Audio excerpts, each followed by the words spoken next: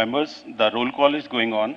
I request all the managing committee members to please sign the attendance register, and those who are sitting behind or in the balcony, if anybody is there, managing committee members, please come down and please sign the attendance.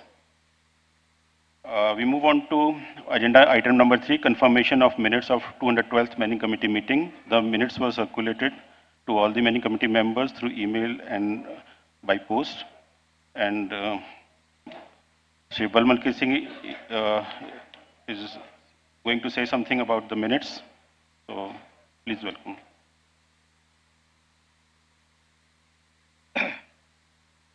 (213) managing committee और आपके पास minutes आए होंगे 212 managing committee के। जब जब minutes में सुधार करना चाहिए तो उसके लिए सुझाव भी देने चाहिए। हमारे सेक्रेटरी जनरल काफ़ी अच्छा काम कर रहे हैं, मेहनत करते हैं, लेकिन जब मैंने मिनट्स पढ़े तो उसमें पहली बार जो कमी पाई गई कि it was not numbered, so it should be numbered. उसके कारण यही है कि इसमें कोई भी बाद में एडिशन डिलीशन कुछ नहीं हो सकता है, तो आप इसको नंबर करिए। और मिनट्स आप देखेंगे तो it seems like the discussion has taken place, कि मुद्दों पर चर्चा हुई है, सबने अपने अपने सुझाव दिए हैं, उसी तरह पे ही सबके सुझाव लिख दिए हैं। रिजोल्व क्या हुआ, पास क्या हुआ, इसके बारे में लिखा नहीं है। इसको सुधार करने की जरूरत है। कोई भी मुद्दे को अगर हम कोई फैसला लेते हैं, जैसे हमने चेयरमैन एएमटीसी का षणमुगप्पा जी का लिया था, वो प्रॉपर रेजोल्यूशन आपने उसमें डालनी चाहिए थी और आज उसको करेक्ट करने की जरूरत है। पेज नंबर 1 पे मैं देख रहा था कि अध्यक्ष जी ने अपने जो पहला मैनेजिंग कमेटी उनके कार्यकाल की नोएडा ट्रेनिंग स्कूल के बारे में कहा है। मैं चाहूंगा कि उसके बारे में हाउस को अपडेट करें, नहीं तो हर एक मीटिंग में एक पेपर दिया जाए, what is the update since last 4 months. अभी 4 महीने बाद मीटिंग होगी, उसका अपडेट हो, क्योंकि ये जो हमारे मैनेजिंग कमेटी मेंबर हैं, ये मेंबर ऑफ पार्लियामेंट हैं, ये कई समय निकाल के आते हैं, इनको पता होना चाहिए क्या हो रहा है, क्योंकि इनको भी पूछने वाले हैं। एक संस्था से जुड़े होंगे और अपनी एपेक्स बॉडी में क्या हो रहा है, आएंगे, खाली मुद्दों पर चर्चा करेंगे, अपडेट क्या है उसके ऊपर जानकारी देनी बहुत जरूरी है। इसी तरह करंट स्टेटस फाइनेंशियल क्या है, इसके बारे में भी हर एक मीटिंग में एक पेपर देना चाहिए, what is the current position, FD टूटी नहीं टूटी, ये हम बातें पहले करते आए थे।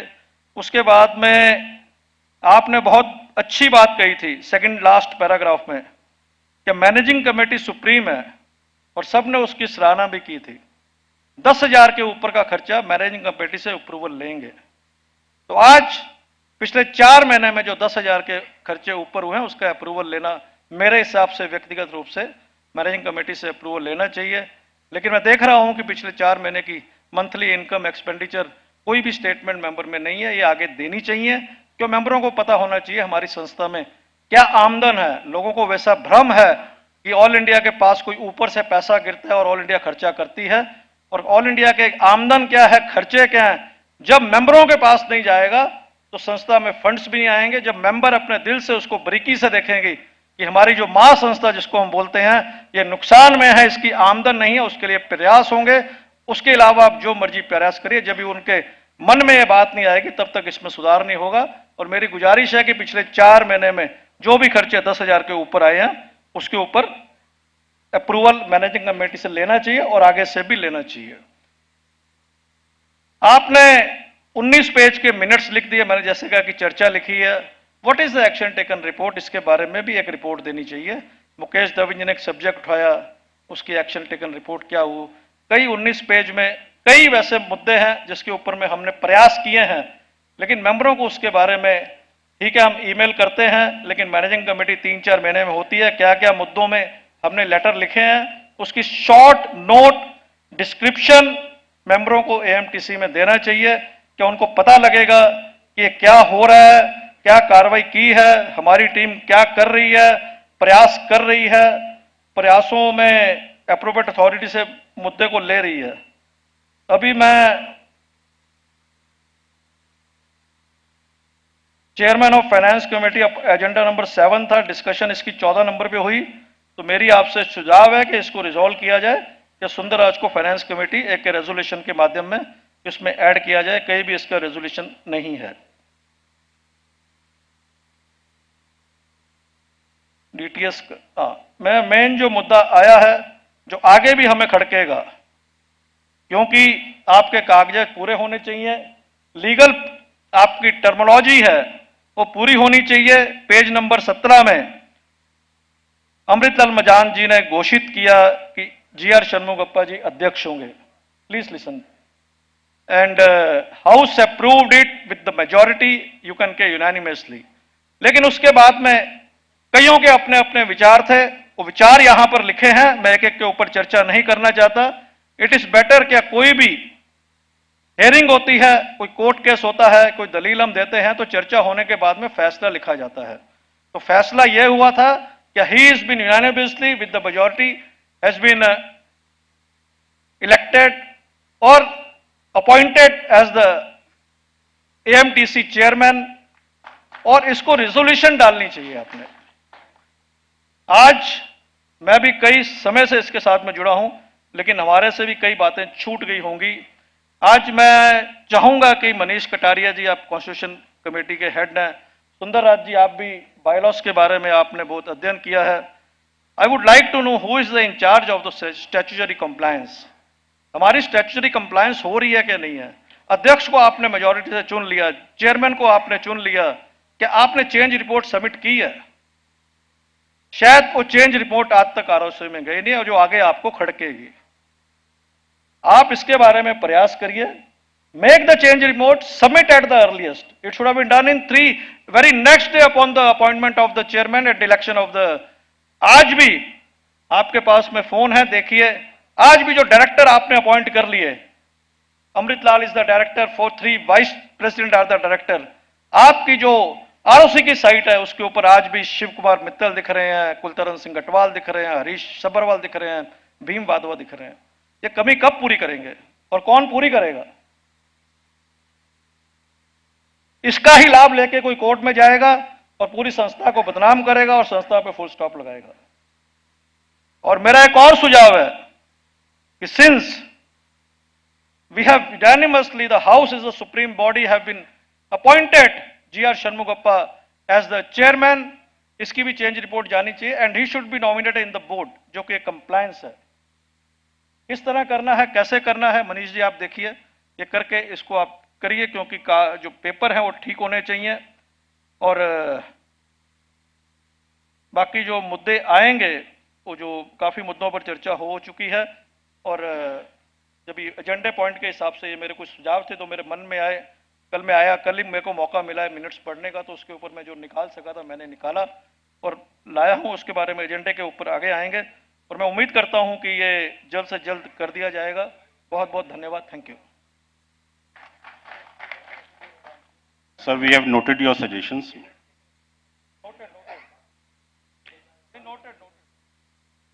We have noted the corrections, and I just wanted to inform you that in the MCA side, the directors' names have been changed, except of Mr. Kultaran Singh Atwal, because we could not get the NOC from him. Without NOC, the name cannot be changed. Otherwise, all two vice president and the president name is there, very much there in the MCA records. That is visible. Yeah, it has been changed. The MCA is there, the Ministry of Corporate Affairs. There it is reflecting, very much reflecting. It is reflecting, the change is reflected. I'll just show you. After the meeting, I will show you. Now, after noting all the suggestions given,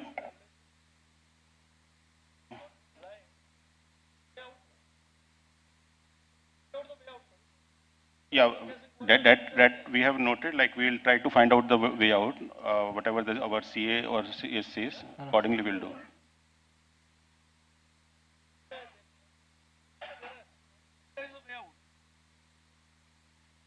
Everything has a way out. Manish ji आप जरा आइए mic पे। I have noted everything, sir.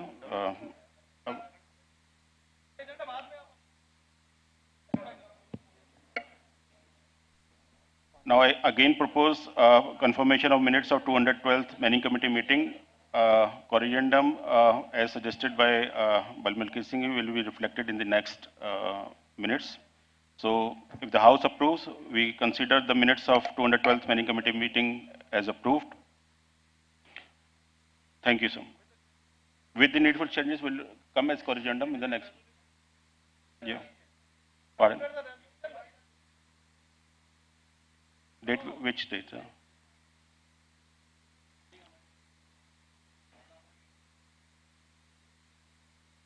I'm saying like the corrigendum will come with the next minutes, like because it's a part of this committee discussions. So whenever we circulate the minutes of this meeting, it will be contained in that minutes only.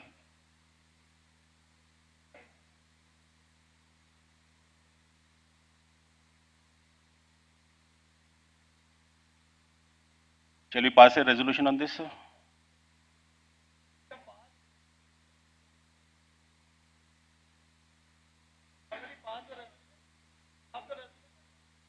Okay, done.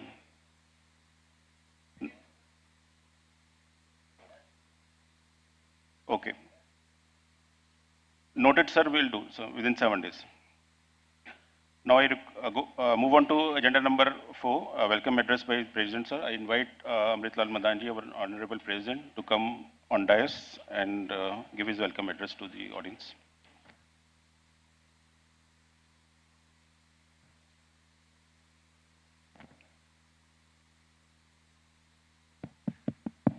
ಸ್ವಲ್ಪ ಆನಂದ ಬಾಪ ಅಲ್ಲಿ.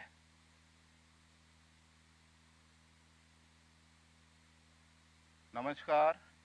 Dice पे बैठे हमारे chairman Shri Sangappa जी, past president Shri Malkit Singh भल, भीम जी वाधवा, मित्तल साहब, गुरिंदर जी, vice president Appa ji, प्रभात जी मित्तल। आज बहुत खुशी की बात है कि आज 4-5 साल बाद आज साउथ जोन में जो मीटिंग हो रही है, ये बहुत ही खुशी की बात है कि 5 साल हो गया कि यहाँ कोई भी मीटिंग नहीं हुई है और ये हमारे लिए बहुत अच्छे संकेत हैं। आज हमारे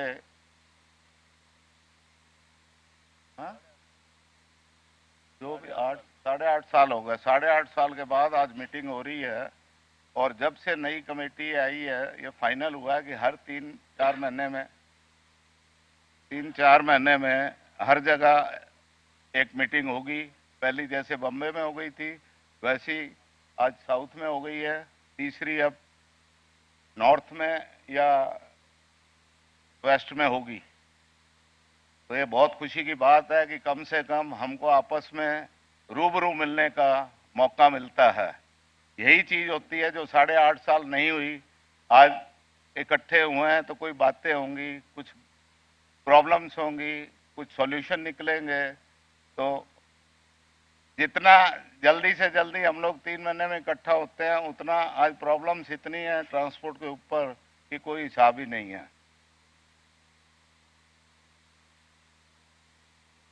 आज मैं इस कार्यक्रम को सफल आयोजन के लिए आपको और federation of Karnataka lorry owner and agents association team को हार्दिक बधाई देता हूं।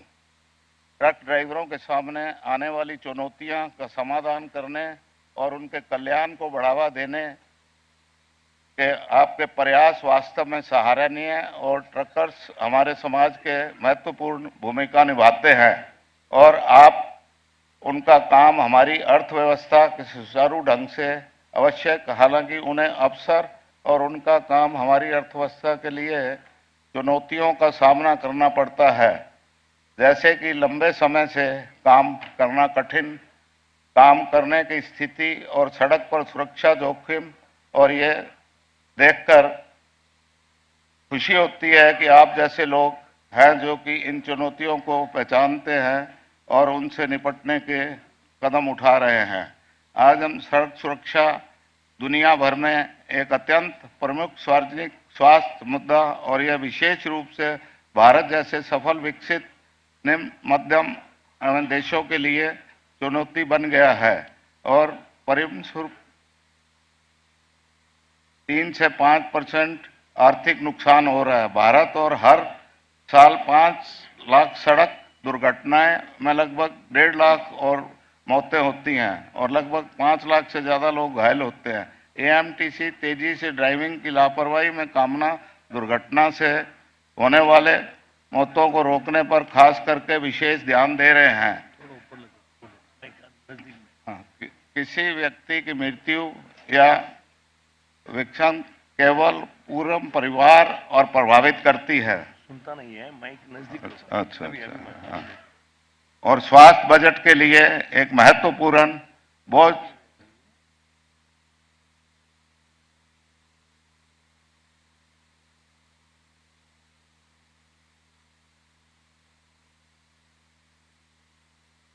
अभी मैं आपको ये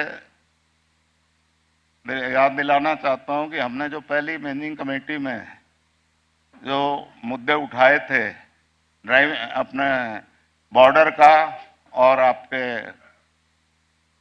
ड्राइविंग स्कूल का, उन मुद्दों को चालू किया हुआ है। आज ड्राइविंग स्कूल का जो मुद्दा है आज काफी दिनों से पेंडिंग था, अभी लगभग जाके करीब तय होने को हो गया है कि आज ज्यादा से ज्यादा 10-15 दिन में हमको उसका पूरा एस्टीमेट मिल जाएगा और स्कूल को जितनी जल्दी से जल्दी हो जाएगी हम कोशिश करके उसको चालू करेंगे।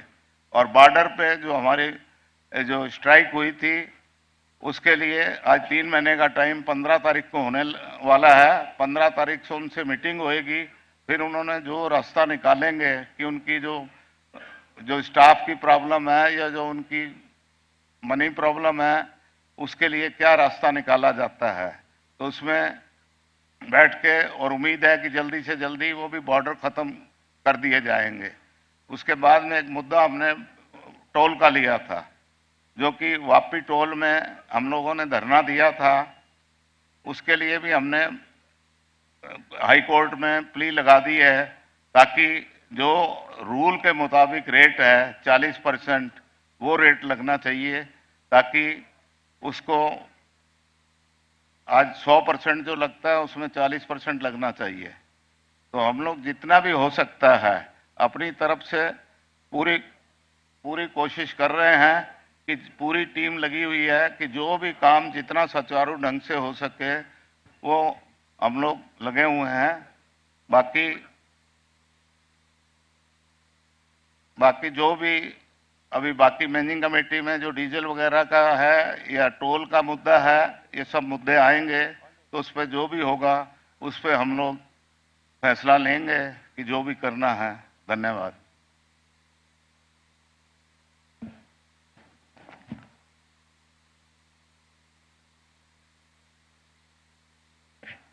Thank you, sir.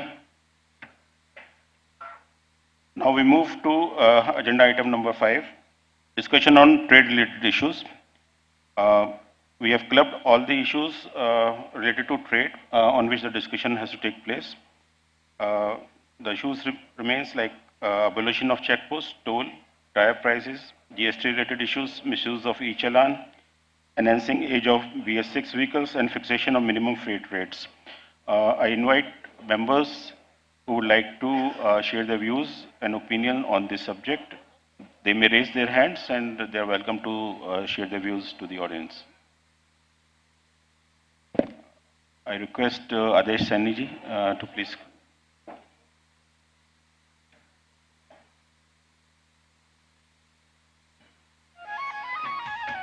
SK Mittal ji would like to say something.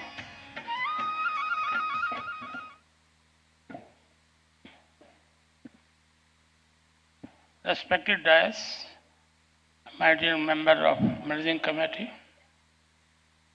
with due apology, I want to say all India Motor Transport Congress की एक ही प्रॉपर्टी है, वह है ड्राइविंग ट्रेनिंग स्कूल। 15 जनवरी 2019 को उनका नोटिस आया था उस टाइम उन्होंने लिखा था कंप्लीशन सर्टिफिकेट। प्रधान जी, चेयरमैन साहब, ऑल द डिग्निटीज, मैं आप लोगों को बताना चाहता हूं कि यूपी गवर्नमेंट में अब जिस हिसाब से रूल्स एंड रेगुलेशन चेंज हो रहे हैं, जब उन्होंने कंप्लीशन सर्टिफिकेट मांगा था, फिर उन्होंने अभी फायर फाइटिंग होगा, उनको फर्निशिंग कराएंगे, साफ कराएंगे, जो कटी कोई चीज पेंडिंग है वही करवाएंगे, फिर अपने को कंप्लीशन सर्टिफिकेट मिलेगा। सर जी, अब एक नया रूल और आ गया है। अब एक यूपी गवर्नमेंट ने जो सब्सिडाइज रेट पे जमीनें अलॉट की हुई है, उसको फंक्शनल कमेटी एक होती है, अपने कंप्लीशन सर्टिफिकेट के बाद भी वो जाके देखेगी इट इज अ फंक्शनल और not, then only you are going to get the permission. As per the present status, मैंने जमीन से इनपुट लिया तो बताया गया था अभी हम लोगों ने जो रिक्वायर्ड नक्शे हैं, और हमें जब ये ड्राइविंग ट्रेनिंग स्कूल अलॉट हुआ था, कंप्लीशन जब करना था, उसके पश्चात की पेनल्टी और इंटरेस्ट वो बताया जाएगा जब पेमेंट होगी। और वो जब आएगा आपके पास, उसमें एक लाइन भी लिखी होगी that you have to complete it within so stipulated time. Sir जी, मैं बताना चाहता हूं,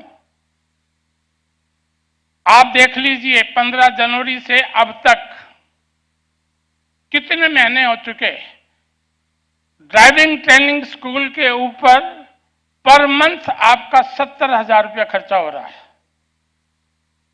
क्या आप लोगों को मालूम है? क्या डैश पे बैठे हुए मालूम है? इन जेंटलमैन्स को मालूम है? बताएं। सब मालूम है। कैसे हो रहा है बताइए? 70,000 रुपया महीना, बिजली का बिल उसका फाइन, वेरी गुड। समझे कि नहीं? ये हमने आपको बताया था। आज कितने महीने होंगे? आज हमारा 30 लाख रुपया तो यही खर्चा हो गया।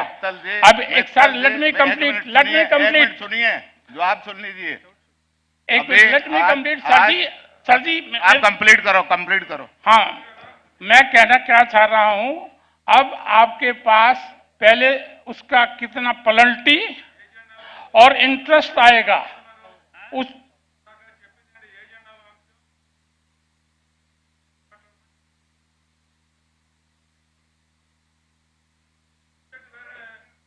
okay, I will take it later.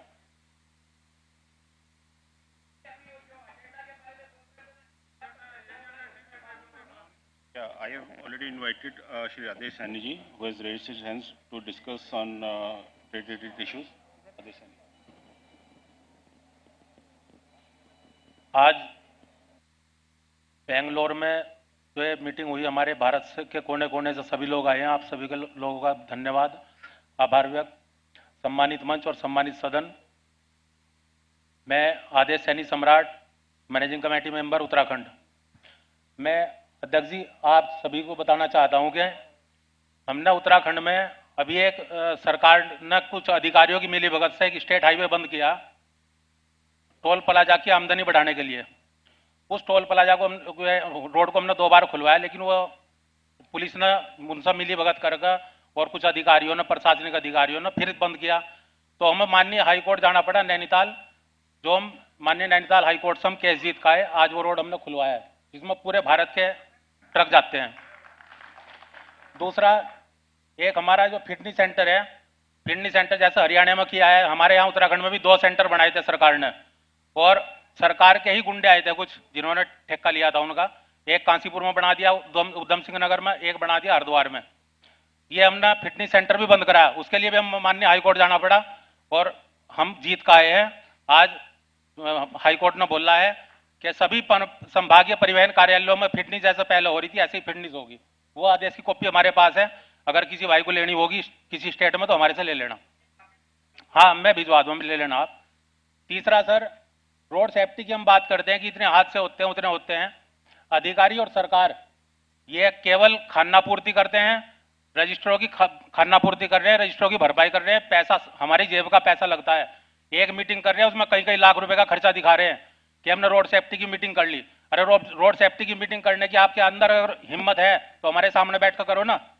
Road safety के बारे में हम बताएंगे कहाँ लाइट लगनी चाहिए, कहाँ डिवाइडर लगने चाहिए, कहाँ टूटी हुई रोड है, कहाँ पर हमारी जो रोड चौड़ी होनी है, हम बताएंगे ना उसके बारे में। आपको क्या पता उसके बारे में? उन्हें इतने पढ़े लिखे नहीं है ना, उन्हें इतनी नॉलेज है अधिकारियों को। वो केवल खानापूर्ति करते हैं और खानापूर्ति करके ये हादसे उनकी वजह से हो रहे, हमारी वजह से नहीं हो रहे। हमारे तो ट्रक सही चल रहे। हमारा जो ड्राइवर है वो एक्सपीरियंस होल्डर है, वो 15-15, 20-20 साल हो गए ड्राइवर को गाड़ी चलाते हुए। एकदम ऐसा नहीं है। सरकार ने बोल दिया कि जो ड्राइवर 3 साल के बाद फिर ट्रेनिंग लेगा। क्यों लेगा भाई ट्रेनिंग? उसकी तो वो बढ़ रही है ना, नॉलेज बढ़ रही है, स्पीड की तो उसकी जरूरत ही नहीं नॉलेज की। तो इस तरह के हमारे मुद्दे कई तरह के हैं। ये सरकार के पास आपकी तरफ से भी एक, हमारे राष्ट्रीय कार्यकारिणी की तरफ से गडकरी जी के पास जाना चाहिए कि आप हर राज्य के डीजीपी को आदेश करें और हम हर मुख्य सचिव को, मुख्यमंत्री को आदेश करें। कोई भी सड़क सुरक्षा अभियान की मीटिंग होती है या ये रोड सेफ्टी की मीटिंग होती है, उसमें हमारे परिवहन व्यवसायियों का होना बहुत जरूरी है। दूसरा, सरकार के अंदर जो मेंबर बनाए जाते हैं परिवहन विभाग के हर राज्य में, वो परिवहन व्यवसायी होना चाहिए, ना कि राजनीति वाले को कोई हमारे उसके समस्याओं के बारे में कोई पता नहीं है। और अध्यक्ष जी, मेरा एक और है यहाँ पे कि हमारे जो भी मीटिंग होती है उसमें हम लोग सभी दूर दूर से आते हैं, कई कई हजार किलोमीटर से। जब ये मोमेंटो दिए जाए तो 10-10, 20-20 आदमी एक थोड़ा सा फोटो खिंचवा दिया करो उनके साथ में खड़े करके यहाँ पर। आपका धन्यवाद होगा। नमस्कार।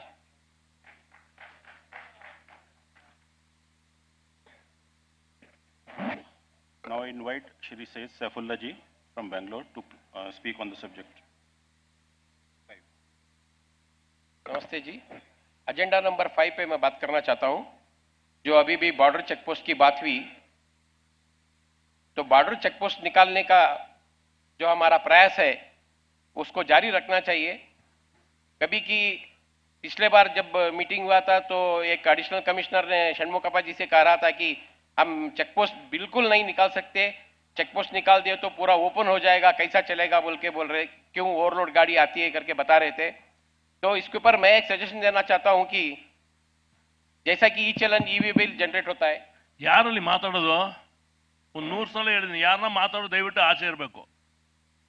ಆಲ್ ಇಂಡಿಯಾ ಮೀಟಿಂಗ್ ಬಂದಿದೆ, ನಮ್ಮವ್ರು ಏನಂತ ಯಾರು ಗೊತ್ತಾಗ್ಬಾರ್ದು. ಅದರಿಂದ ದಯವಿಟ್ಟು ಆಮೇಲೆ ಈ 3 ಲೈನಲ್ಲಿ MC ಮೆಂಬರ್ ಸೀಟಲ್ಲಿ ಕೂತಿರೋಲ್ಲ ಹಿಂದೆ ಹೋಗ್ಬೇಕು. MC ಮೆಂಬರ್ ಬಿಟ್ಟು ಬೇರೆ ಯಾರು ಕುಂದ್ರಬಾರ್ದು. ಸ್ಟ್ರಿಕ್ಟ್ ಆಗಿ ಹೇಳ್ತಾ ಇದೀನಿ, ಯಾರು ಮಾತಾಡಬಾರ್ದು. ಮಾತಾಡೋರು ದಯವಿಟ್ಟು ಆಚೆ ಹೋಗಿ ಮಾತಾಡಬೇಕು.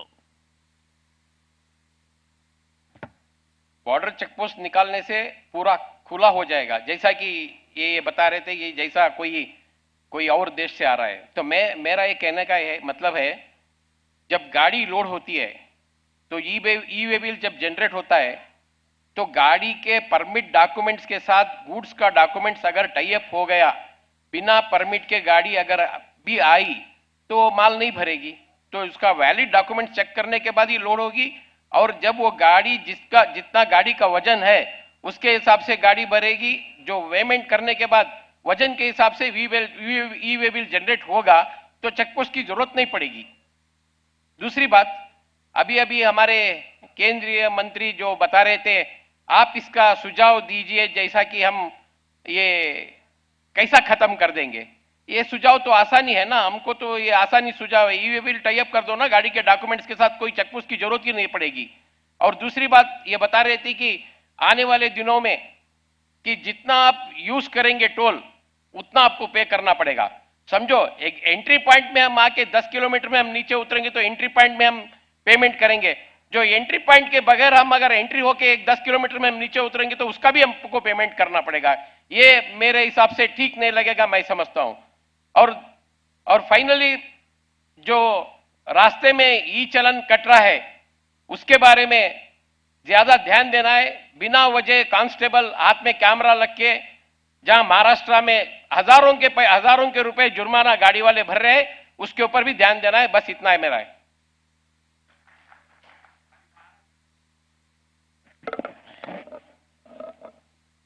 Govind Rupajni ji, and after that Shri Madhav Bhalla ji.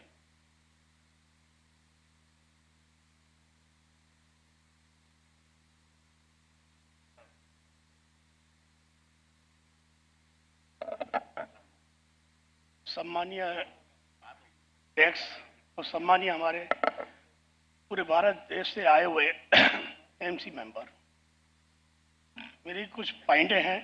इस विषय में मैंने करीब 8-10 साल से पहले भी जूम मीटिंग में बोला है। सबसे पहले तो जो हमारे आज परचूनल ट्रांसपोर्ट में कंपटीशन हो रही है, 2017 में हमारे पास एक गोल्डन चांस आया, जीएसटी रजिस्ट्रेशन। सारा ट्रांसपोर्टर, सब ट्रांसपोर्टर का रजिस्ट्रेशन हो जाते तो हम एक इंडस्ट्रियल कहलाते हैं। हमारे पास सारी सुविधाएं वही होती जो इंडस्ट्रियल को मिलती है। किसी वजह से सरकार ने एक मैंडेटरी नहीं किया।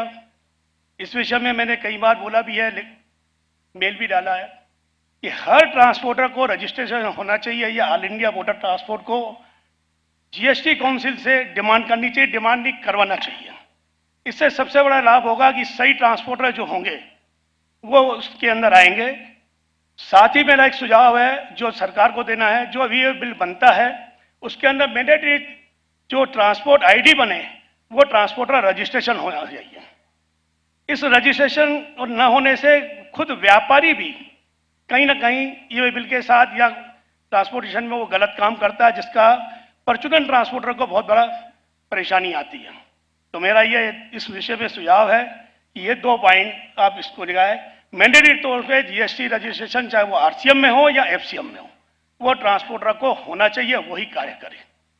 दूसरा जो ये अभी फिटनेस सेंटर की बात आई, मैंने एक मेल भी डाला था और सैनी साहब ने जो काम किया है बहुत अच्छा काम किया है कि हाई कोर्ट से लिया है। हो सकता है पर सरकार अगर 1 अप्रैल से वो लागू करती है तो मेरा सुझाव है कि प्राइवेट कोई बॉडी वो फिटनेस सेंटर नहीं करेगी, लोकल ट्रांसपोर्ट एसोसिएशन या ट्रकर्स एसोसिएशन ही उस सेंटर को ले। साथ ही हर शहर के अंदर जितने मिस्त्री हैं जो भी हो, जिस तरह से हमारे यहाँ स्पीड गवर्नर का रजिस्ट्रेशन किया, ट्रेड लाइसेंस दिया गया था, उसी तरह उन मिस्त्रियों को भी ट्रेड लाइसेंस दे, वो गाड़ी को सुधारे और एक सर्टिफिकेट दें ताकि उससे फिटनेस हो। जो फिटनेस की नहीं कि भाई ये पास होगी या नहीं होगी, इस चीज़ को ये मेरे को उठाया जाए। मेरा आपका यह है। टोल के विषय में 2011 में एक नोटिफिकेशन निकला था, उन्होंने ये कहा था कि 40% हम लेंगे 4 साल बाद, जब उसकी कीमत होगी 2.40 रुपये पर किलोमीटर देंगे। आज हमारा 10 रुपये किलोमीटर टोल लिया जा रहा है। सरकार अगर टोल के बैरियर हटा रही है, सिस्टम कर रही है कि हर किलोमीटर का टोल लेंगे, तो सरकार हमें किस टाइप के रोड देंगे? आज सेफ्टी की बात आई, नेशनल हाईवे रोड है, टोल वाले रोड है, सारे गांव जो है वो बिल्कुल रोड के किनारे हुए दुकान लगा के बैठे हुए हैं, तो निश्चित है कहीं ना कहीं एक्सीडेंट होंगे, क्रॉसिंग होंगे। तो हमें वहां पे भी ये देखना है कि सरकार का हमसे टोल लेगी तो हमें क्या सुविधाएं देगी। किसी भी रोड के पास दोनों तरफ 10-10 फुट की पार्किंग नहीं है जहां गाड़ी किनारे लगा के वो खड़ी कर सके। तो ये सुझाव है और इसको उठाया जाए। धन्यवाद। Madhav Bhalla ji, please come on desk.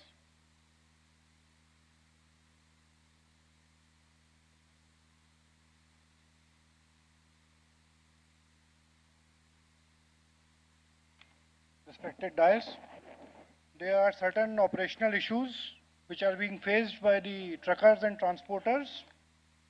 मैं point wise issues और solutions को discuss करने 5 मिनट का समय।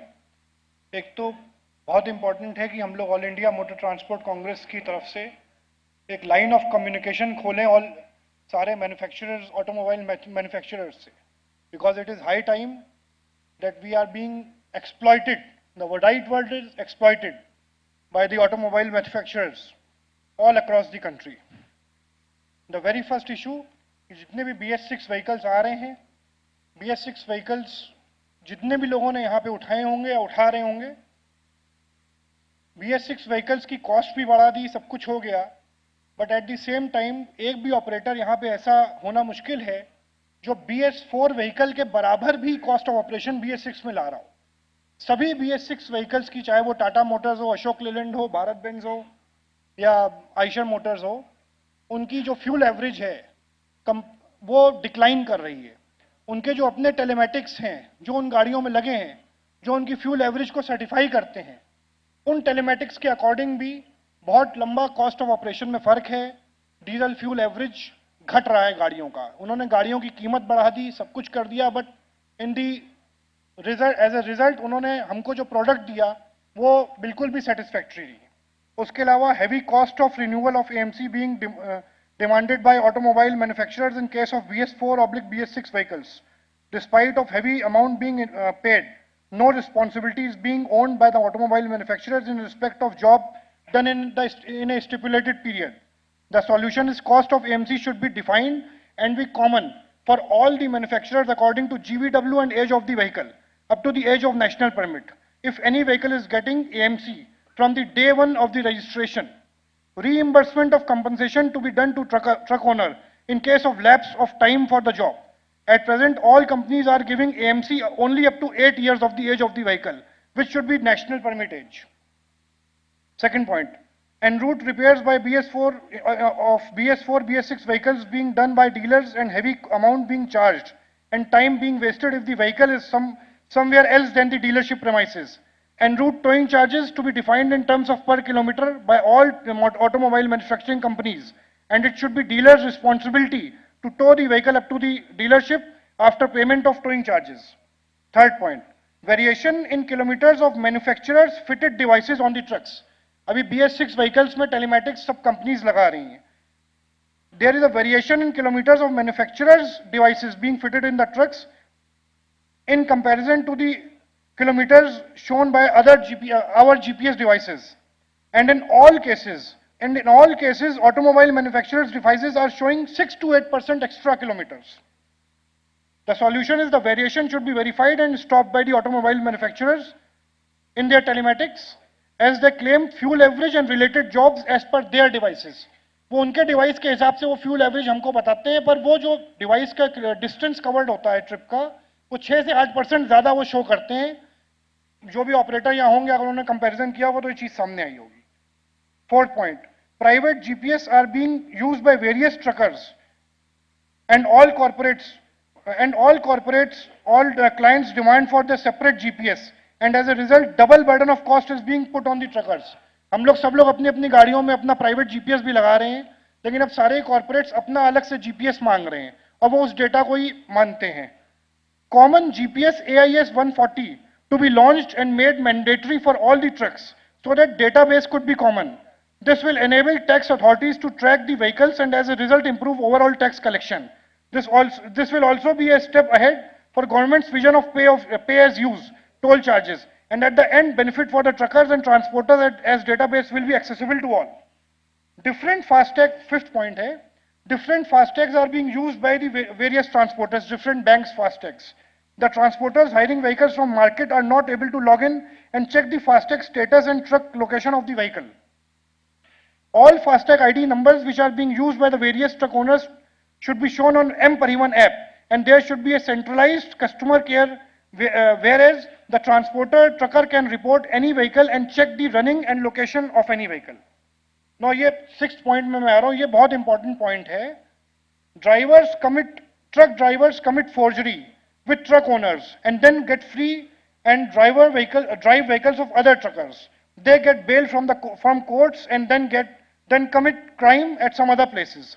Facility for putting remarks and flagging against a particular driving license to be given on M-Parivan app, so that if any FIR or charge sheet has been lodged naming any driver and he is on bail, then this crime should be made public and that driver does not commit it again with any other trucker. ये recently अभी हम लोगों का 2-3 cases हुए जिसमें drivers ने, common drivers नाम आए जिन्होंने ट्रक्स हाईजैक किए, यूपी में भी किए, फिर वो यूपी में बेल हो गई उनकी, उन्होंने गुजरात में ट्रक हाईजैक किया अभी 6 महीने के अंतराल में. Finance companies and banks stop loaded vehicles for their recovery. Solution. Facility for posting notice by financiers should be there on M-Parivan app, so that if a transporter is hiring any vehicle, then he can know the default of that particular trucker. Eighth issue, a vehicle being detained by police and courts for physical verification report of all documents of vehicles to be sent by police to court. M-Parivan database should be admissible by judiciary for release of all documents. ये हम लोगों को सरकार को हम लोगों को representation देना चाहिए. In case of any loss of to any consignment, ये भी बहुत important point है. In case of any loss to any consignment, full value of consignment is being retained by the customers till reimbursement received by the insurer. Despite of Carriage by Road Act being a law of land, most of the corporates are retaining full value of consignment till the reimbursement till they get the reimbursement from the insurer. If the customer has taken, the solution is that if the customer has taken transit insurance policy and if the transporter gives FIR to the customer, then a partial value of the consignment, maybe 5 to 10%, may only be stopped till final report being filed by the police and not the whole value. The transporter do not have any direct link or pressure upon the insurer, who is liable to pay and as a result has to face heavy working capital deficit till insurer pays to the insured. A government order be passed, especially in case of service providers being covered under MSME, that only a partial minimum percentage be retained by the customers and the bulk has to be released within a stipulated period after production of FIR by the transporter. Now, the 10th point is that transporters, truckers face big problem harassment for filing FIRs in case of accidents, hijacks, and their complaints are not being registered on time. Solution. The Home Ministry should create a centralized online police helpline for admission of complaints of transporters in first 24 to 48 hours. And it is very crucial. In such sort of mishappenings, and at present in most of the cases, the drivers, truckers, transporters are being harassed by the police officials in first 24-48 hours. There should be a fast track system for admission of such complaints, and concerned police stations should be made responsible for acting in such cases in a stipulated period. Different rates of depreciation is being charged by insurance companies in case of metals and plastic items. Straight away 50% extra depreciation is being charged for all plastic items from day one. In company built vehicles like BS6 vehicles, cabins are having a heavy volume of plastic in them. Rates of depreciation of plastic items, that is 50% from day one, should be banned, and all rates of depreciation of plastic items be aligned with the metal according to the age of the vehicle. Thank you. Thank you.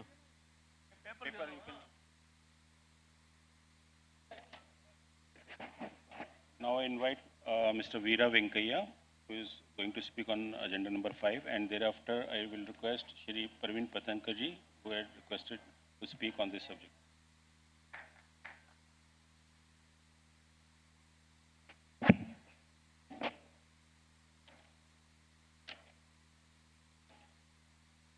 आज का एएमटीसी का president का, मदनलाल जी का, पूर्व अध्यक्ष का, सबका 3 आदमी का, 4 आदमी का, पूर्व अध्यक्ष का, अभी नया पालक वर्ग का, सबका चेयरमैन का, षणमुखप्पा जी का, ऑल इंडिया का पूरा राष्ट्र से प्रेसिडेंट सेक्रेटरी का, एएमटीसी मेंबर्स का, सब आदमी का, Krishna district lorry owners association Andhra Pradesh से धन्यवाद करता है. हमका नाम है वीर वेंकैया, हमारा नाम है. अच्छा ठीक है, थोड़ा अभी नया चेयरमैन बना दिया वो षणमुखप्पा का, अभी मदनलाल का, वो अप्पा जी का, सबका पूर्व अध्यक्ष का, इतना दिन से बहुत दिन से काम करता है वो ऑल इंडिया प्रेसिडेंट का, सबका ऑफिस बेरर का. पहले आपका जोर से हाथ से मार दिया तो थोड़ा ज्यादा काम करता है, थोड़ा हाथ से ज्यादा जोर से मारो बाबू.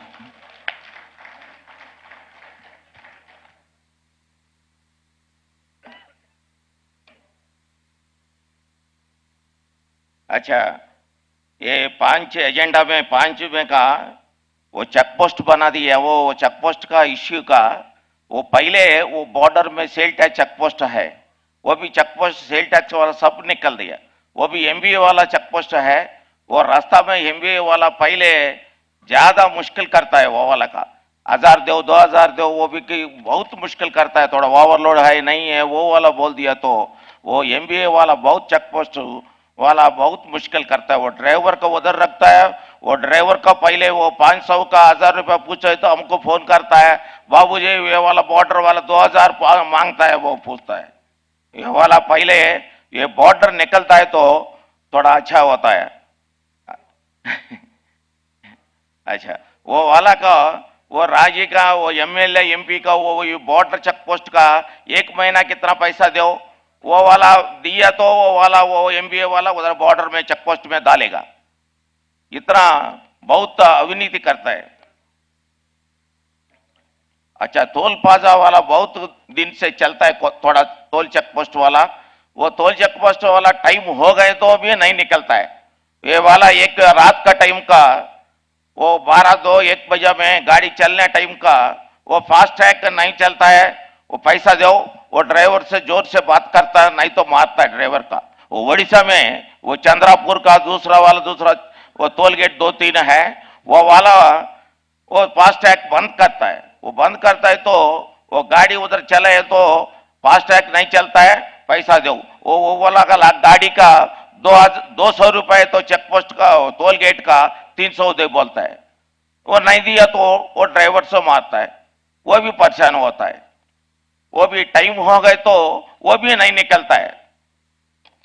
वो भी थोड़ा देखो बाबू नवीन गुप्ता जी, थोड़ा पॉइंट का थोड़ा लिखो तो थोड़ा मदन को बोलिए। हाँ, बात करेगा। ठीक है, वो षणमुख हो गए वो जीएसटी का सब स्टेट में एक ही नहीं है, एक अलग अलग रेट है। वो भी टायर का भी ज्यादा रेट मानता है। वो जो देखो दरवाजा ई चलान का वो भी गाड़ी चलने टाइम का वो भी ड्राइवर का मालूम नहीं है, मालिक को मालूम है। वो भी ऑटो ऑफिस जा रहा है तो ई चलान आ रहा है बोलता है, कितना है 2000-3000 बोलता है। इतना अभी ये समय हमको देने का वो चेयरमैन षणमुख का सबका प्रेसिडेंट वाला सबको बहुत बहुत शुक्रिया करते हैं। धन्यवाद। Now I invite Shri Praveen Patankar ji. More than 80% of the MC members are present today, and a good meeting. I welcome all the people who have organized this meeting today. Our main issue is we want the AMTC to bring one-time toll. That is the main thing we were fighting for past more than 6-7 years. We have met the Prime Minister, we have met the Road Transport Minister, we have given all the papers how to make one-time toll. But past 6 years, AMTC was very slow. Now we have become stronger, we can make that possible. The other one is overloading. Overloading, there is a Supreme Court order, there's a GO, there's a fine of 20,000 for the fault and every ton 2,000. There's a GO 113, 114 punishing the consignee and consignor. The driver license suspend. The owner permit also will be suspended, and they have given it to a private man toll to make fine to control the overload, but nothing is happening. Whenever the rules are becoming stronger and stronger, the officials become more powerful in money, in collection. When the fine comes to 20,000, the RTO from 5,000 to he jumps up to 50,000 monthly mamul. How we are going to control? This is the only one tablet we are going to use for the truckers to be safe in all the issues. By harassment by police, harassment by the traffic, harassment by the RTO, everything will be solved by the overloading. What will the AMTC tell us, the owners or the association, small association in the states, how to control overload? We have taken this issue from Sengodan period. We have come to the road, we have blocked, but government is not supporting. Because the RTO people say the government If you bring overload, the price of rate will go high. The politician's name will be spoiled. You will not come in the next election as CM. So they frighten the government, the politician, and make their job very easy. So these things are happening in overload. We'll do it. Let us do. You please get us an order from the Transport Minister Nitin Gadkari. Whenever we meet Nitin Gadkari, he says, go hit the RTO, go take out the border checkpost, go fight the state government. But state government says, we got such powers, we got some powers. The central can't do anything. In overload, accidents are happening, lot of things are happening. When we go to the transport commissioner, they say in overload only 5% accident is happening. They give us a lot of excuses. But road is built for only the certain tons, but all the village municipal roads are not built for the overload. So all the roads are getting spoiled. In overload, can the MTC get us an order from the central minister to the association to fight against the corrupt RTO who's supporting getting marmel from the lorry owners?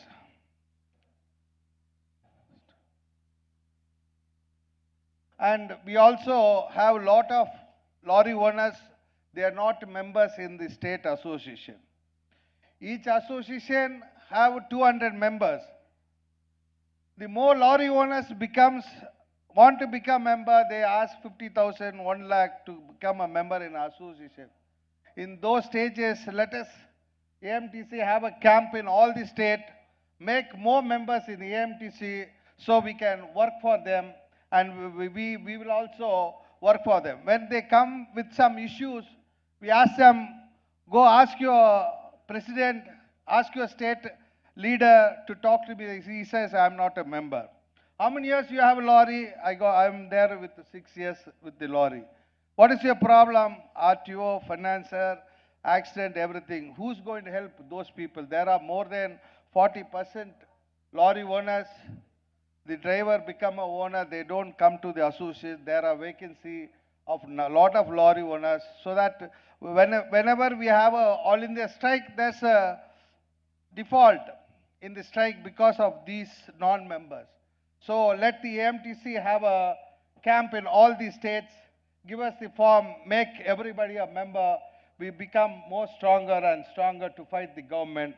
Thank you. We are united by trucks. Thank you. Thank you very much. Thank you, Yuvraj ji. Now I invite Shri Virendra Gupta ji from Agra to speak on the subject.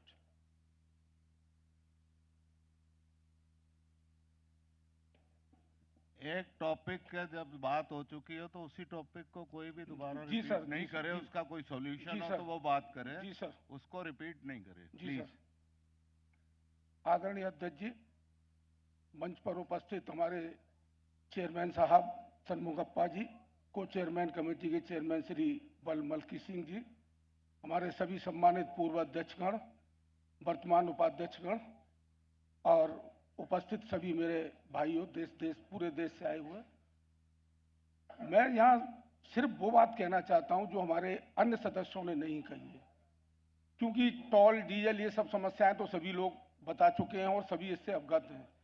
कुछ समस्याएं हमारे समाज में इस प्रकार की हैं जिस पर ना तो हमारी संस्था का कोई ध्यान जा रहा है और ना ही हम उसके निराकरण के लिए कोई कदम उठा रहे हैं। विगत 1 वर्ष से टायरों की कीमतें कहां पहुंच गई, कोई इस पर अंकुश सरकार का है अथवा नहीं, इस पर ध्यान देने की बहुत बड़ी आवश्यकता है। दूसरा, मैं ये कहना चाहता हूं कि यूरो 6 जब से वाहन आए, गाड़ियों की काफी अच्छी स्थिति है, तो जो लाइफ है सरकार की तरफ से निर्धारित, उसमें 5 वर्ष का हमको आगे, यानी लाइफ 5 वर्ष और मिलनी चाहिए, क्योंकि जब हम गाड़ी फ्री होने को आती है, पहली बात तो फ्री होती ही नहीं है टाइम, अगर 5-6 साल का भी केस कराते हैं तो उस पीरियड में हमारी गाड़ी किस्तें नहीं चुका पाती जब तक कि अन्य सोर्सेस से हम EMI न भरें। लगभग 5 साल की लिमिट लाइफ की बढ़नी चाहिए, ये आप मैन्युफैक्चरर और सरकार से निवेदन करें। दूसरा, जो पिछले सत्र में जिसका माल उसका हमवाल, ये काफी योजना अच्छी सफलता से चल रही थी, ब्रेक लगा।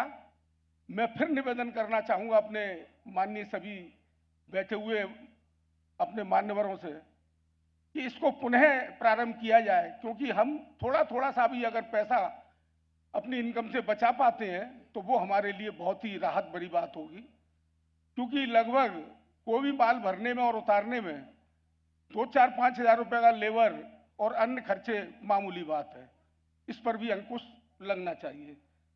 तीसरा मेरा निवेदन ये है कि जहां जहां एआईएमटीसी के स्टेट के डिस्ट्रिक्ट के पदाधिकारी हैं और जहां पर नहीं है जिन स्टेटों में, उस पर भी विचार किया जाए ताकि आम ट्रांसपोर्टर्स हमारी इस ऑल इंडिया मोटर ट्रांसपोर्ट से जुड़ सके। मुझे क्षमा करेंगे कि उत्तर प्रदेश बहुत बड़ा राज्य है, लेकिन कार्य समिति सदस्यों की संख्या बहुत कम है, तो वो लोग कैसे जुड़ें जो अन्य हमारे भाई हैं। तो उसके लिए प्रदेश स्तर पर, जैसे मध्य प्रदेश में है और भी जगह है, इसी प्रकार से अन्य राज्यों में भी एआईएमटीसी के प्रदेश, जिला, डिस्ट्रिक्ट ये पदाधिकारी नियुक्त होने चाहिए। उसकी फीस आप चाहें उसमें कुछ भी संशोधन कर सकते हैं। दूसरा, एआईएमटीसी के सदस्यों की संख्या भी बढ़नी चाहिए। जो आज वर्तमान में सदस्य हैं, मैं समझता हूं कि अगर इसमें 20% की भी बढ़ोतरी इस सत्र में हुई तो हमारे पास आर्थिक स्थिति भी हमारी संस्था की मजबूत होगी और हम आगे अन्य लोगों को भी जोड़ सकेंगे। ज्यादा ना कहते हुए एक बात जरूर कहना चाहूंगा, मेरे मन में है कि हमारे बीच आदरणीय केंद्रीय मंत्री बीके सिंह जी आए, बहुत अच्छा लगा। काफी दिन बाद, हमारे 8 वर्ष बाद साउथ में ये मीटिंग हुई है और हमें सौभाग्य प्राप्त हुआ कि हमारे मंत्री जी हमारे बीच हैं और हमारे सभी पूर्व अध्यक्षों ने बारी बारी से ट्रेड की उन मूल समस्याओं से अवगत कराया और मैं समझता हूं कि उन्होंने उसको हृदय से सुना भी। लेकिन मुझे थोड़ा सा दुख इस बात का है कि उन्होंने सीधा सीधा जवाब न देकर के और सब बात हमारी जनता यानी ट्रांसपोर्टरों के ऊपर छोड़ दी, मंच के ऊपर छोड़ दी कि आप सुझाव दीजिए। अरे साहब, समस्याएं हैं, सबको पता है और समस्याओं का समाधान सरकार के पास पहले है। हम तो सिर्फ उनका इंगित कर सकते हैं, इशारा दे सकते हैं और बार बार समय समय पर सरकार को हमारा संस्था बताती रही है, प्रदेश की संस्था भी बताती रही है। तो मेरा यही निवेदन है कि हम लोग जागरूक हों।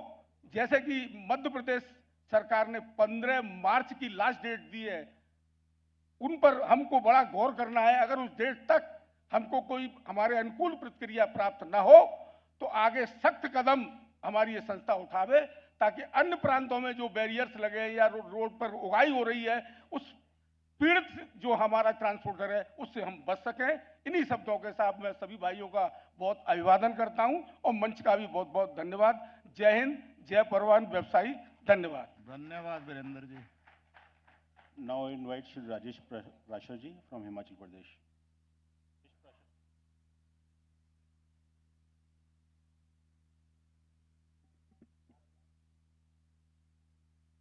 ऑल इंडिया मोटर कांग्रेस के अध्यक्ष, चेयरमैन, पूर्व अध्यक्ष व भारतवर्ष से आए हुए मैनेजमेंट कमेटी मेंबर्स,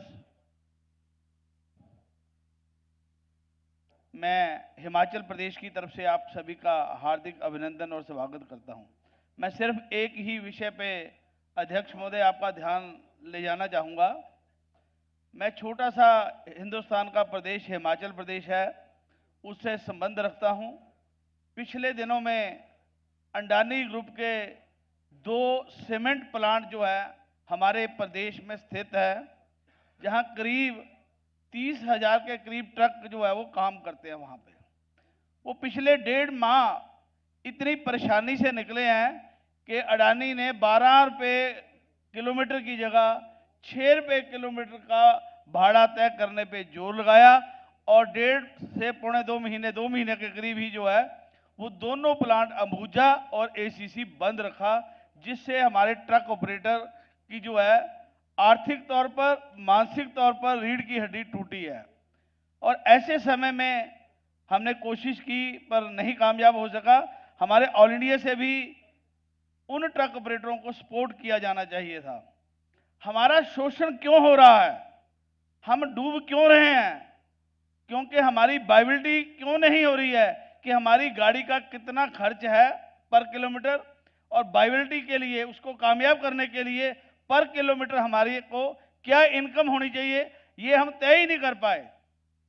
हमारा शोषण होता है, बीच का जो बिचौलिया है वो असली क्रीम चूस जाता है। लॉरी ओनर को, ट्रक मालिक को वो भाड़ा नहीं मिल पाता, मजबूरी में वो कम किराए पे काम करता है या मजबूरी में वो ओवरलोड उठाता है। ओवरलोड नहीं होना चाहिए। जब central motor vehicle act section 67(1) में प्रावधान है कि माल भाड़े का किराया सरकार को तय करना है, तो सरकार क्यों नहीं तय करती? हमारे को ऑल इंडिया लेवल पे इस बात को पूरे जोर से उठाना है कि जब कानून बना है तो कानून इंप्लीमेंट क्यों नहीं हो रहा। पूरे भारतवर्ष में डीजल का प्राइस एक हो और भाड़ा मैदानी और पहाड़ी के क्षेत्र का फिक्स किया जाए। अगर कोई संस्था, कोई आदमी जबरदस्ती ट्रक ओनर का उत्पीड़न करता है और कम किराया देता है तो कानून में यह प्रावधान हो कि उसके खिलाफ कार्रवाई की जाए। जब वायबिलिटी के मुताबिक ट्रक ओनर को किराया मिलेगा तो वो वायबल क्यों नहीं होगा? असली कमाई तो उसकी गोल हो रही है। कानून किस लिए बनाए जाते हैं? हम ये नहीं कहते भी आप नया कानून बनाओ, कानून के अंदर प्रावधान है। एक से दूसरे स्टेशन का कहीं कुछ किराया, कहीं कुछ किराया।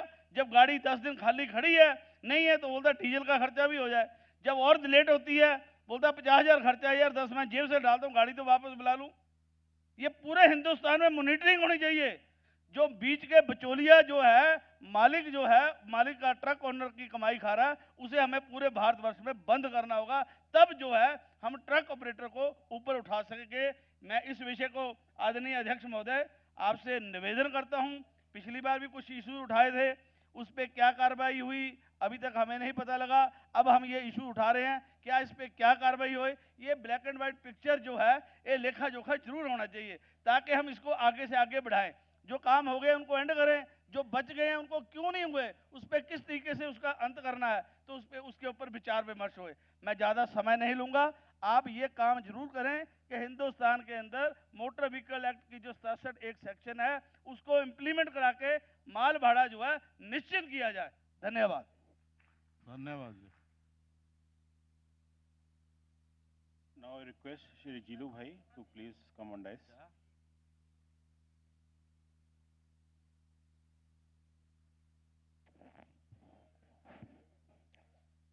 सबको सबसे पहला मेरा नमस्कार है। मैं पलमनेर एसोसिएशन से, बॉर्डर एसोसिएशन से आया हूँ। मैं भी है ना पिछले 6-7 साल से हमारे एमटीसी से रिलेटेड हूँ, कि पहले आंध्र प्रदेश एसोसिएशन से था। भाई जी जब से हम आए हम करते जा रहे लेकिन सुनते भी जा रहे। हुआ तो कुछ नहीं है। शादी तो हुआ है, संसार तो अच्छा है, लेकिन बच्चा नहीं है, कोई बढ़ोतरी नहीं है हमारे में। अभी घट रहा है। जैसा कि ये हर वक्त में है ना, हर वक्त में, हर जगह में, हर पूरे हिंदुस्तान में हुकूमत के साथ अगर कोई चारवां आदमी जो खड़ता है वो मोटार मालिक खड़ता है। सबसे पहले जय जवान खड़ता है, जय किसान खड़ता है, बाद से पुलिस कर्मचारी ये खड़ते हैं। उसके बाद अगर कोई खड़ता है तो मोटार मालिक खड़ता है, क्योंकि जो भी माल है जिस जगह सही पहुंचाता है वो मोटार मालिक ही पहुंचाता है। लेकिन एक बात क्या है, कोरोना काल में भी कई सारे एसोसिएशन, कई सारे स्टेट में जो गवर्नमेंट को जो साथ देना था जो था वो तो किया उन्होंने, मोटार वालों ने उनके फर्ज जो निभाया। लेकिन उल्टे में हमको गवर्नमेंट क्या दिया, हमारे अंदर एक डर दिया। आज हर कोई चीज से हम डर रहा है।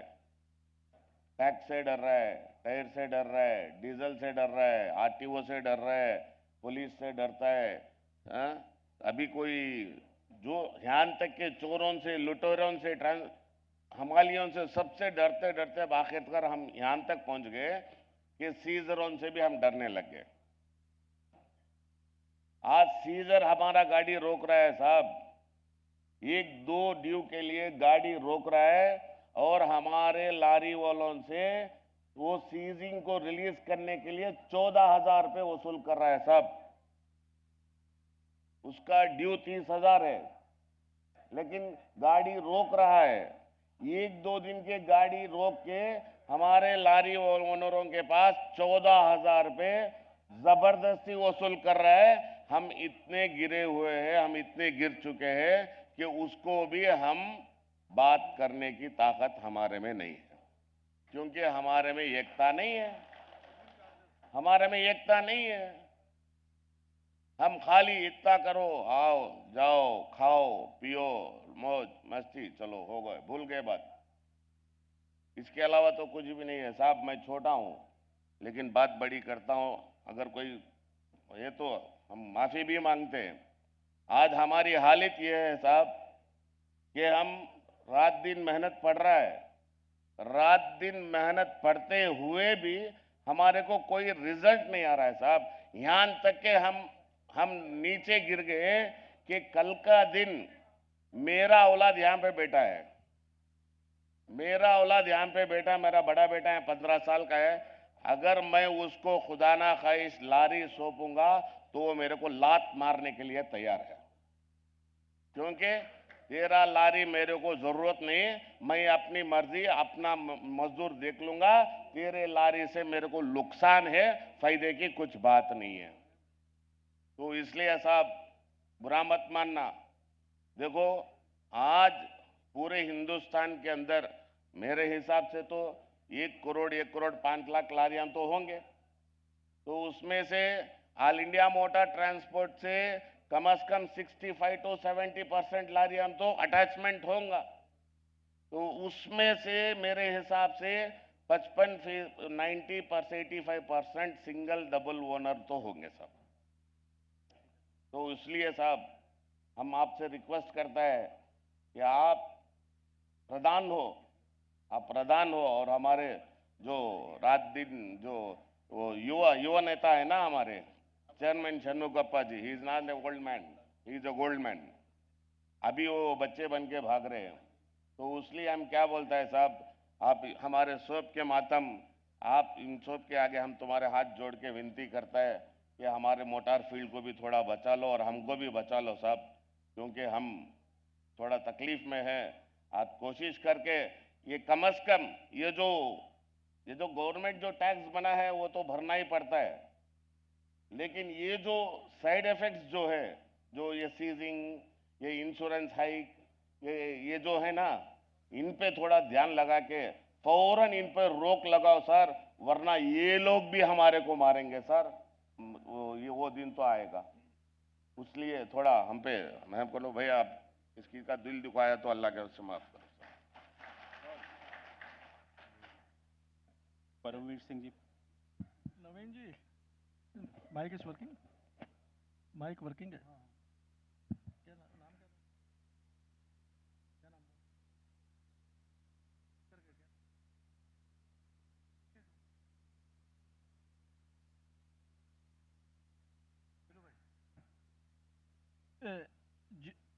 जीलू भाई अगर है तो मैं आपका जवाब देना चाहूंगा। जीलू भाई हैं कि चले गए हैं? कब नहीं, वो बाहर चले गए हैं तो फिर जवाब देना ठीक नहीं रहेगा।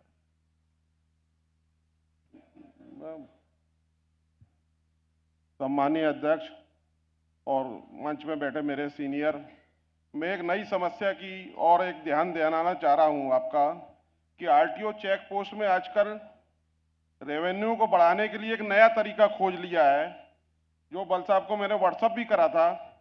उसमें ये कर रहे हैं आजकल कि जहां से गाड़ी लोड हो रही है वहां अंडर लोड कांटा पर्ची है, अंडर लोड हो रही है, और 150 किलोमीटर जाके जब चेक पोस्ट में पहुंचती है गाड़ी तो वहां जाके ओवरलोड दिखाती है गाड़ी। 2 कुंटल 3 कुंटल आपका ओवरलोड है, उसमें फाइन किया जाता है 2500 से 3000 5000 तक का। और जब वही गाड़ी खाली होती है, जहाँ का माल लोड करा है, वहां जाकर गाड़ी फिर वही वजन दिखाती है, अंडर लोडिंग, जितना GBW है। आजकल ये नया तरीका इनने निकाल लिया है। बल साहब, आपको भी मैंने व्हाट्सअप किया था इसके बारे में, और आज 10-15 दिन पहले मेरी गाड़ी का मालथोन चेक पोस्ट पड़ती है ये सागर के पास, वहां 2500 रुपए का चालान किया है मैंने, नवीन जी को व्हाट्सअप भी किया उसमें। जब गाड़ी लोड हुई, अंडर लोड हुई है और चल के आई है, जबकि 1 कुंटल माल और कम था, मतलब GBW से, जो GBW पास कर रही है गाड़ी। तो यह नया तरीका अब निकाल लिया है, अगर इसके ऊपर ध्यान नहीं दिया जाए तो ये समस्या और बढ़ेगी, ये नई समस्या पैदा हो रही है। धन्यवाद।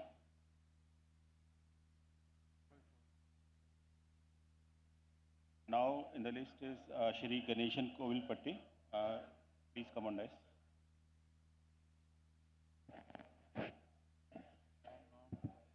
Good evening everybody.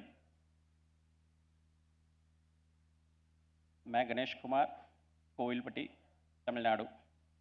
ये मेरा पहला स्टेज है AMTC से बात करने का, और यहाँ बड़े बड़े भाई लोग हैं, उन सब लोग बहुत चीज़ें आगे रख चुके हैं। मेरा एक ही निवेदन है, president, formal president and AMTC chairman, कि हम सबको मालूम है कि आज के सिचुएशन में बड़ी परेशानियां हम ट्रक वाले लोग रास्ते में बहुत चीज़ को देख रहे हैं, मगर हमारे साथ में ही बहुत बहुत बड़ी परेशानियां हो रही है, वो है ड्राइवर्स। आज आप सब लोग लोड अपने ऐप में देखने का जैसा सिस्टम आ चुका है। ये एंड्रॉयड मोबाइल में FR8 में आप लोड देख सकते हैं बैठे बैठे, बॉस ऐप में आप देख सकते हैं, सब चीज़ में आप अपने लोड को देख सकते हैं। मगर एक ट्रक ऑपरेटर अपना ड्राइवर का सर्टिफिकेट नहीं दे सकता कि ये माल यहाँ से लेकर जाकर वहाँ पर सेफली ये अनलोड करेगा, या वहाँ पर जो किराया दिया गया है वो बराबर हमारे हाथ में आकर देगा। बहुत लोग इसमें कॉन्ट्रैक्ट में होंगे तो उनका टेंशन नहीं होगी, ऑनलाइन में जमा हो जाएगी। जिन ट्रक ऑपरेटर के ड्राइवर के हाथ में जो भाड़ा दी गई है, वो पैसा उनके हाथ में वापस नहीं आ रही है। कोई ड्राइवर वहां पर गाड़ी को छोड़कर भाग जाता है, कोई उन ओनरों के अकाउंट को देकर उसमें डालने के लिए बदल उनके बीवी के अकाउंट नंबर देकर उसमें ले लेते हैं ड्राइवर लोग। हम पूछने से वो लोग बोल रहे हैं कि हम अगले बार जाते समय अपना जो अमाउंट आ रही है उसमें से हम माइनस कर लेंगे। तो मेरा एक ही निवेदन है AMTC से कि 30 से 40 रुपए खर्चा होगी एक ऐप बनाने की, उसमें हर एक ड्राइवर के लिए अपना लाइसेंस नंबर और उस ड्राइवर का आधार नंबर उसमें हम फीड करें, जाकि वो ड्राइवर मेरे से काम कर कर मेरे से भाग गया तो अगले मालिक के पास जाकर वो पूछेगा तो तुरंत उस ऐप को खोलकर जस्ट 5 मिनट में उसका आप सर्टिफिकेट देख सकते हैं। उसका लाइसेंस नंबर दो और आधार नंबर दो, उसमें डालो। AMTC ड्राइवर्स के नाम से एक ऐप आप शुरुआत कीजिए नया सा, उसमें हर एक मालिक वो ड्राइवर का फुल हिस्ट्री वो देख सकता है। जैसे एक मालिक मैं हूं, अपने साइड से एक अशोक लेलैंड की गाड़ी देख रहा हूं और उसका फाइनेंस ले रहा हूं, तो मेरा सिबिल स्कोर फाइनेंस वाला देख रहा है, मेरा आधार मेरा पैन कार्ड लेकर अपना सिबिल स्कोर क्या है, इनको लोन दे सकते हैं क्या, ये भर्ती करेगा लोन ठीक से कर कर, मगर एक ड्राइवर भी सर्टिफिकेट हम नहीं देख रहे हैं। तो उसके लिए एक ऐप आप शुरुआत कीजिए, वो बहुत से अच्छी तरह से सब मालिकों का अच्छा रहेगा। धन्यवाद, thank you. Now I invite Shri Selvaraju, President Sankagiri Lorry Owner Association.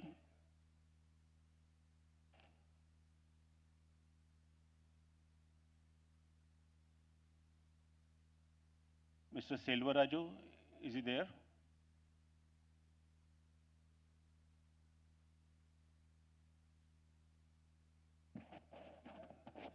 Gopal Naidu ji, if Selvaraju is not there, I request Shri Gopal Naidu ji, President SEMTA,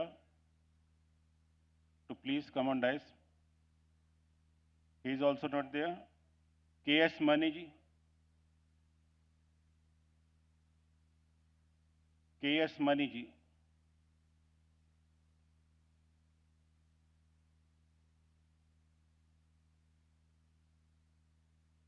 So,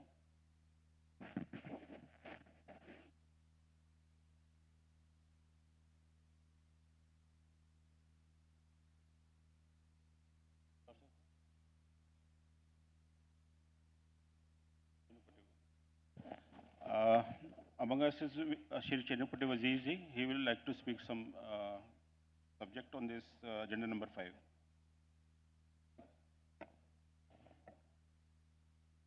Dignitaries on the dais and off the dais, sabko namaskar. I want to bring two issues to the notice of the President and other members of the Managing Committee. One is, if any new truck faces some manufacturing defect, there should be some body to resolve the problem between the operator and the manufacturer. Recently, one of my new truck got burnt.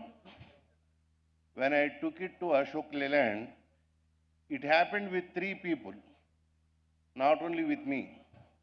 All are new trucks, all are BS6 trucks. So, if there is a body to resolve the issue, it will be good. So, that on that issue, I request the President and other members to take some step on it. And another thing, in the evening, our chief guest talked about alternative fuel vehicles. I bought 5 CNG trucks. Within 2 years, government evened the price of the CNG and the diesel. Who will dare buying an alternative fuel vehicles? Actually, 2 accounts eating away our revenues. One is diesel, one is fuel, and another is toll gates. To beat it, I bought the CNG vehicles, which is 15 rupees less than the diesel. And definitely, any new technology creates some problems like that. There are some small problems with the CNG vehicles also. So, on CNG, we have to talk to the government about the price. And another thing, for the last 5 years, what I observed is that toll charges became double. Every year, by next April 1st, our toll gate charges are going to be increased by 10%. Every year they are increasing 10%. But at the same time, we are not in a position to increase our freights. So at least this year, because the industry is in very bad shape, I request the President to talk to the Gadkariji, and at least this year onwards, there should not be any increase in toll gates. So these two issues I want to bring to your notice. Thank you very much. I request K.S. Maniji to please speak on the subject.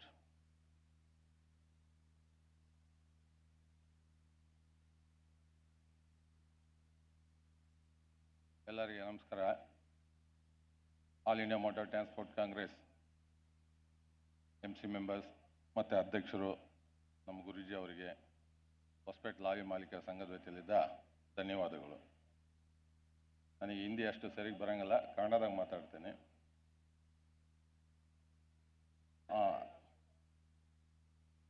ಏನಿಲ್ಲ, ಹೊಸಪೇಟೆಯಲ್ಲಿ ನಮ್ಮಲ್ಲಿ 3 district ಇದೆ, 46 ಫ್ಯಾಕ್ಟ್ರಿಗಳು ಇದೆ. 3 district 60 ಕಿಲೋಮೀಟರ್ನಲ್ಲಿ 3 district ಇದೆ.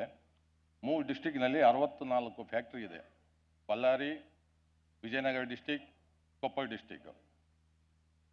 ಆದರೆ ಇದರಲ್ಲಿ daily ನಮ್ಮ ಗುರೂಜಿ ಅವ್ರ ಹತ್ರ ನೈಟ್ ಬರೀ ಇದು ರೇಟಿನ ಬಗ್ಗೆನೇ ಡಿಸ್ಕಸ್ಸು. ರೇಟ್ ಕೂಡ ನಾವು ಇವಾಗ ಒಂದು ಅಸೋಸಿಯೇಷನ್ ರೇಟ್ ಮಾಡಿ ಫಿಕ್ಸ್ ರೇಟ್ ಮಾಡಿದ್ದೀವಿ. ಕೆಲವು ಗಾಡಿಗಳು ಮಹಾರಾಷ್ಟ್ರಲ್ಲಿದ್ದ ಬರೋ ಗಾಡಿಗಳು, ತಮಿಳುನಾಡಲ್ಲಿದ್ದ ಬರೋ ಗಾಡಿಗಳು, ಇವರಿಗೆ ಅಲ್ಲಿದ್ದು ಮಾಹಿತಿನೇ ಇರೋಂಗಿಲ್ಲ. ಡೈರೆಕ್ಟ್ ಬಂದು ಡೈರೆಕ್ಟ್ ತುಂಬಿಕೊಂಡು ಹೋಗ್ಬಿಡ್ತಾರೆ ರೇಟ್ ಕಡಿಮೆ ಮಾಡಿ. ಅದರಲ್ಲಿದ್ದ ಭಾಳ ಸಾರಿ ನಾವು ಗಾಡಿಗಳು ನಿಂದಿರಿಸಿ ಫೈಟ್ ಮಾಡಿದ್ವಿ, ಸಕ್ಸಸ್ ಆಗ್ತಾ ಇಲ್ಲ. ಅದಕ್ಕೆ ನಾನು ಮತ್ತೊಮ್ಮೆ ಗುರೂಜಿ ಅವರಿಗೆ ಈ ಸಂದರ್ಭದಲ್ಲಿ ಹೇಳಕ್ಕೆ ಇಷ್ಟಪಡ್ತೀನಿ. ಮತ್ತು All India Motor Transport Congress ಅಧ್ಯಕ್ಷರಿದ್ದಾರೆ, ಅವ್ರಿಗೆ ಗಮನ ಕೂಡ ತಗೊಂಡ್ಬರ್ತೀನಿ. ಆ ಕಡೆ ಮಹಾರಾಷ್ಟ್ರಲ್ಲಿದ್ದ ಮತ್ತು ಡೆಲ್ಲಿಲಿದ್ದ ಆ ಸೈಡ್ಲಿದ್ದ ಯಾವುದನ್ನ ಗಾಡಿ ಬರಲಿ, ನಾರ್ತ್ಲಿದ್ದ ಬರಲಿ, ಈಸ್ಟ್ಲಿದ್ದ ಬರಲಿ, ಯಾವುದನ್ನ ಗಾಡಿ ಬರಲಿ ಡೈರೆಕ್ಟ್ ಬಂದು ತುಂಬ್ತಾರೆ. ಅದರಲ್ಲಿದ್ದ ಅವ್ರಿಗೆ ರೇಟ್ ಕನ್ಫರ್ಮ್ ಆಗ್ತಾ ಇಲ್ಲ. ಅಸೋಸಿಯೇಷನ್ ಅವನ್ನ ಕನ್ಸಲ್ಟ್ ಮಾಡಿ ತುಂಬಿದ್ರೆ ಚೆನ್ನಾಗಿರ್ತದೆ ಅಂತೇಳಿ ನಾನು ಈ ಸಂದರ್ಭದಲ್ಲಿ ಕೇಳ್ಕೊಳ್ತಾ ಇದ್ದೀನಿ. ಯಾಕಂದರೆ ಇವಾಗ ಎಕ್ಸ್ಪೋರ್ಟ್ ಸ್ಟಾರ್ಟ್ ಆಗಿದೆ. ಫಸ್ಟು ಸ್ಟಾರ್ಟ್ ಆಗಿ ಬಂದಾಗಿತ್ತು, 2002ರಾಗ ಎಕ್ಸ್ಪೋರ್ಟ್ ಸ್ಟಾರ್ಟ್ ಆಗಿತ್ತು, 5-6ರಾಗ ಬಂದಾಗಿಬಿಟ್ಟು ಮತ್ತೆ ಇವಾಗ ಸ್ಟಾರ್ಟ್ ಆಗಿದೆ. ಇವಾಗ ಕೃಷ್ಣಪಟ್ಟಣಂ ಪೋರ್ಟ್ಗೆ ಇವಾಗ ಆಲ್ರೆಡಿ ಇವಾಗ 2 ಲಕ್ಷ ಟನ್ ಕಮಿಟ್ಮೆಂಟ್ ಆಗಿದ್ವಿ, ಲೋಡ್ ಆಗ್ತಾ ಇದೆ. 1170 ರೂಪಾಯಿ ರೇಟ್ ಮಾಡಿದ್ದೀವಿ ಇವತ್ತು ನಮ್ಮ ಅಸೋಸಿಯೇಷನ್ ರೇಟು. ಷಣ್ಮುಗಪ್ಪ ಸಹ ನೇತೃತ್ವದಲ್ಲಿ 1170 ರೂಪಾಯಿ ರೇಟ್ ಮಾಡಿದ್ವಿ. 920 ರೂಪಾಯಿ ಇತ್ತು ರೇಟ್. ಅದು ಈ ಎಕ್ಸ್ಪೋರ್ಟ್ ಸ್ಟಾರ್ಟ್ ಆದಮೇಲೆ ನಾವು 1170 ರೂಪಾಯಿ ರೇಟ್ ಮಾಡಿದ್ವಿ. ಆಲ್ರೆಡಿ ಇವಾಗ 2 ದಿನದಿಂದ ಗಾಡಿ ನಡೀತಾ ಇದೆ. ಅದರಲ್ಲಿ ಕೆಲವು ನಮ್ಮ ಸೈಡೇ, ನಮ್ಮ ಹೊಸಪೇಟೆಯಲ್ಲೇ ಕೆಲವು ಸೈಡ್ ವಿಲೇಜ್ನಾಗಿರೋರು ರೇಟು ಅವ್ರಿಗೊಂದು ರೇಟು, ಹೊರಗಡೆ ಇರೋರಿಗೆ ಒಂದು ರೇಟ್ ಅಂತೇಳಿ ಮೊನ್ನೆ ಪ್ರಾಬ್ಲಮ್ ಮಾಡಿದರು. ಬಳ್ಳಾರಿ ಜಿಲ್ಲಾ ಅಸೋಸಿಯೇಷನ್ ಅಧ್ಯಕ್ಷರಾದಂಥ ಪೆದ್ದಣ್ಣವರು ಇದನ್ನು ಗಾಡಿಗಳೆಲ್ಲ ಬಂದ್ ಮಾಡಿ ಒಂದು ದಿವಸ 24 ಅವರ್ಸ್ ಅವ್ರು ರಾತ್ರಿ ಹಗಲು ಅಲ್ಲಿ ರೋಡ್ನಾಗ ನಿಂತ್ಕೊಂಡು ಗಾಡಿಗಳನ್ನ ನಿಂದಿರಿಸಿ ಮತ್ತೆ ಅದೇ ರೇಟಿಗೆ ಮಾತುಕತೆ ಮಾಡಿ ಗಾಡಿಗಳನ್ನು ಬಿಡಿಸಿದ್ದಾರೆ. ಅದು ಕೂಡ ಇವಾಗ ನಮ್ಮ ಫೆಡರೇಷನ್ ವತಿಯಿಂದ ಅವರಿಗೆ ಬಳ್ಳಾರಿ ಲಾರಿ ಮಾಲೀಕರ ಸಂಘದ ಅಧ್ಯಕ್ಷರು ಪೆದ್ದಣ್ಣ ಅವರಿಗೆ ಮತ್ತು ಅವ್ರ ಟೀಮಿಗೆ ಧನ್ಯವಾದಗಳನ್ನು ಹೇಳ್ತೇನೆ. ಇದೇ ಥರ ಎಲ್ಲ ಜಿಲ್ಲಾ ಡಿಸ್ಟಿಕ್ನಾಗ ಇರತಕ್ಕಂಥ ಅಸೋಸಿಯೇಷನ್ಗಳು ಎಲ್ಲವುದು ಕೈ ಜೋಡಿಸಿ ಕೆಲಸ ಮಾಡಿದರೆ ಲಾರಿಯವರಿಗೆ ಕರೆಕ್ಟಾಗಿ ರೇಟ್ ಸಿಗುತ್ತೆ.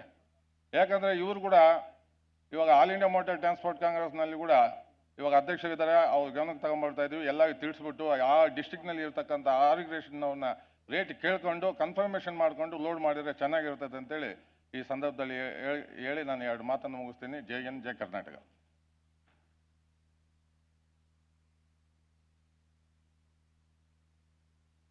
Now I request Shri Manish Kataria ji to please give his opinion on the subject.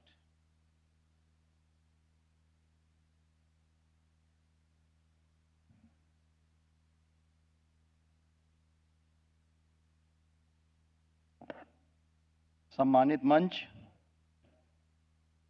हमारे राष्ट्रीय अध्यक्ष Shri Amritlal Madan ji, All India Motor Transport Congress के चेयरमैन श्री षण्मुगप्पा जी, हमारे पूर्व अध्यक्ष जो मंच पर विराजमान हैं, वाइस प्रेसिडेंट्स और आदरणीय मैनेजिंग कमेटी मेंबर्स, बहुत ही गर्व का विषय है कि आज all India Motor Transport Congress की ये 213वीं मैनेजिंग कमेटी मीटिंग इतने अभूतपूर्व वातावरण और माहौल में हो रही है और बहुत गंभीर रूप से हम लोग चर्चा कर रहे हैं। विषयों के ऊपर लोग अपने सुझाव दे रहे हैं, अपनी दिक्कतें बता रहे हैं और उसके ऊपर हम लोग चर्चा कर रहे हैं। अगर वैसे तो मेरे को जो मेरा सब्जेक्ट है कि जो बायलॉज का अमेंडमेंट की जिम्मेदारी मेरे को दी गई थी उसके ऊपर मुझे बोलना है, उससे पहले मैं 2 मिनट कुछ जो ट्रकर्स और ट्रांसपोर्टर्स की जनरल प्रॉब्लम है उसके ऊपर बोलूँगा, क्योंकि पिछले 3 घंटे से हम माननीय मंत्री जी के सामने भी सुन रहे थे और कई चर्चाएं आई है। जहाँ तक मेरा मानना है कि जैसा मंत्री जी ने कहा कि समस्याओं के साथ सुझाव भी लाइए, और कुछ हद तक मंत्रालय के साथ मेरा भी इंटरेक्शन रहा, तो उसमें जो कार्य प्रणाली मंत्रालय जिसके तहत कार्य करता है उसमें करीब करीब जितने यहाँ सम्मानित हमारे पूर्व अध्यक्ष बैठे उनका यही एक पद्धति है, कार्य पद्धति, उसमें कोई नई चीज़ नहीं थी कि जब आप सुझाव के साथ जाते हैं तो उसको वो डेलिब्रेट करते हैं, उसको जो भी स्टेक होल्डर्स होते हैं उनके साथ डिस्कस करते हैं और कहीं ना कहीं प्रयास करते हैं कि कोई कंक्लूसिव टॉक्स हो जाए। ई चलान बहुत बड़ा पेन पॉइंट है आज की डेट में ट्रकर्स के लिए। उसमें हमको उसको पूरी जो कैंसरस प्रॉब्लम हो गई है उसको थोड़ा सा स्टेप बाय स्टेप सर्जरी की आवश्यकता है।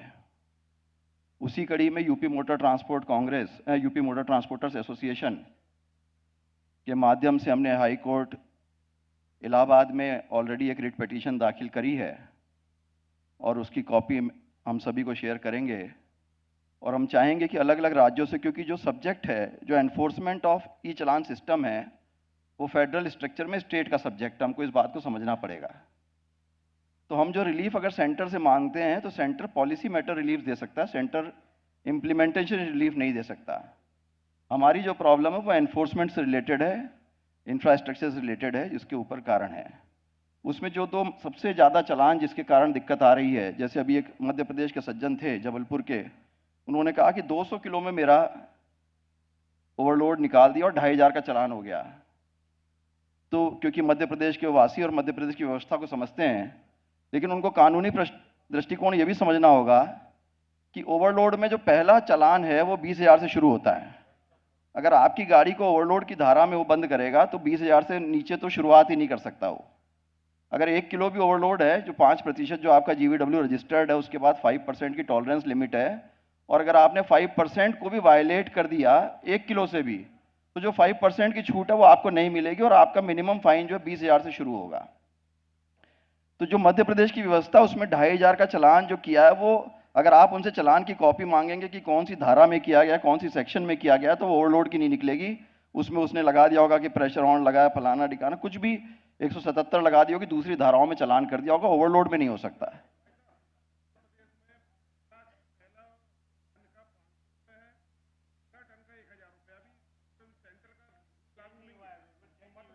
अभी तक मध्य प्रदेश अपना पुरानी व्यवस्था को लेकर चल रहा है फेडरल स्ट्रक्चर में। अच्छा अच्छा,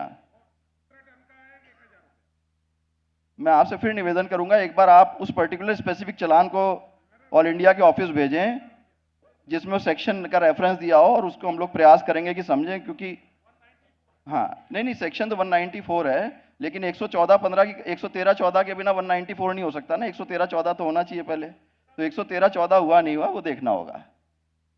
तो ई चालान की जब मैं बात करूं, अभी जो सबसे बड़ा जो पेन पॉइंट आ रहा है कि जो नेशनल हाईवेज के जो टोल प्लाजाज हैं, मैं सभी लोगों का ध्यान आकर्षण करना चाहूंगा, उससे जितनी overloading way in motion facility आज की डेट में NHAI के सारे टोल प्लाजाज पे हो गई है। और एज ए मैंडेट गवर्नमेंट को एक क्या हो गया, स्टेट गवर्नमेंट्स के दिमाग में आ गया कि एक रेवेन्यू का मॉडल हो गया, जो ई चालान एक कंप्लायंस इफेक्टिव सिस्टम हमको लाना था, उसकी जगह वो रेवेन्यू मॉडल में कन्वर्ट हो गए। तो उन्होंने NHAI के माध्यम से डेटा को एक्सट्रैक्ट करना शुरू कर दिया है, और उसमें जो टोल ऑपरेटर्स हैं उनका एक बहुत बड़ा नेक्सस काम करके, जिसमें हमारे गाड़ी वाले भी, क्योंकि आज की डेट में जो ओवरलोडिंग रह गई बहुत सीमित क्षेत्रों में रह गई है। अगर हम चेन्नई से कन्याकुमारी कश्मीर की बात करें तो ओवरलोडिंग नहीं हो रही है। ओवरलोडिंग जो हो रही है वो 200, 300, 400 किलोमीटर के दायरे में, जहां पे रूट एक फिक्स रूट पे गाड़ी चल रही है, निश्चित 4-5 अधिकारी हैं, उनको उसने मंथली जो अभी चर्चा आई थी कि मामूल ले रहे हैं, वहां पे रह गई है, उसके अलावा ओवरलोडिंग नहीं हो रही है। लेकिन क्योंकि NHAI के टोल प्लाजा करीब करीब हर 40 से 50 किलोमीटर पे हो गए हैं, तो वहां से वो टोल पे जब वो डेटा जा रहा है और वो डेटा अगर ट्रांसमिट हो रहा है कंसर्न रीजनल ट्रांसपोर्ट ऑफिसर्स को, उसके बेसिस पे जो चालान कर रहे हैं उसको बचाने के लिए टोल प्लाजा जो ऑपरेटर्स हैं उन्होंने आइडेंटिफाई कर लिया कि कौन से लोग अंडरलोड चलते हैं, और उनके नंबर पे फेक फास्टैग, मतलब डुप्लीकेट फास्टैग जो है, जैसे मान लीजिए उत्तर प्रदेश की हम बात करें तो उनको मालूम है कि मान लीजिए बबलू भैया की गाड़ी अंडरलोड चलती है, तो बबलू भैया के गाड़ी नंबर पे उन्होंने फास्टैग इशू करवाए, उनके फास्टैग से टोल प्लाजा को क्रॉस कर रहे हैं, और जब वहां पे डेटा जा रहा है तो बबलू भैया का जा रहा है, और बबलू भैया पे 80,000 90,000 के चालान आ रहे हैं। अब बबलू भैया को एविडेंस देना पड़ रहा है जाके RTO में कि भाई मेरी गाड़ी तो उस दिन वहां थी नहीं, मैं तो अंडरलोड था और मेरा चालान खत्म करिए, और उसमें एक बहुत बड़ा न्यूसेंस चल रहा है, जिसके कारण हमको माननीय उच्च न्यायालय में एक रिट दाखिल करनी पड़ी है। और उसकी जब गहराई में मैं गया तो पता लगा कि जो फास्टैग की जो मॉनिटरिंग है वो व्हीकल नंबर पे ना होके चेसिस नंबर पे हो रखी है। जो फास्टैग का कंट्रोलिंग है वो चेसिस नंबर पे है, और चेसिस नंबर में क्योंकि हर कंपनी का characters, number of characters different कर रहे हैं, तो उसमें वो किसी एक कैरेक्टर में वो प्ले कर लेता। मान लीजिए आपका XYZ, उसने कर दिया AYZ, तो सिस्टम तो पकड़ लेगा, और सिस्टम ने उस नंबर से उसको फास्टैग इशू कर दिया, और उसके बेसिस पे गाड़ियां चल रही है। तो हमको सरकार को तुरंत लिख के इस पे अंकुश लगाना पड़ेगा कि रजिस्ट्रेशन नंबर पे इसको सिस्टम को तुरंत लागू करें। और 80,000 चालान का डेटा अभी सिर्फ कानपुर RTO में आया पिछले 2 महीने में। 80,000 में 35,000 गाड़ियां ट्रकें ही नहीं थी, उसमें या तो 2 व्हीलर था या 4 व्हीलर था या गाड़ी नहीं थी उस नंबर की कोई। तो 35,000 के तो चालान हुए ही नहीं, और 45,000 के जो है वो फर्जी चालान का एक डिस्प्यूट चल रहा है, जिसके कारण हम हाई कोर्ट गए।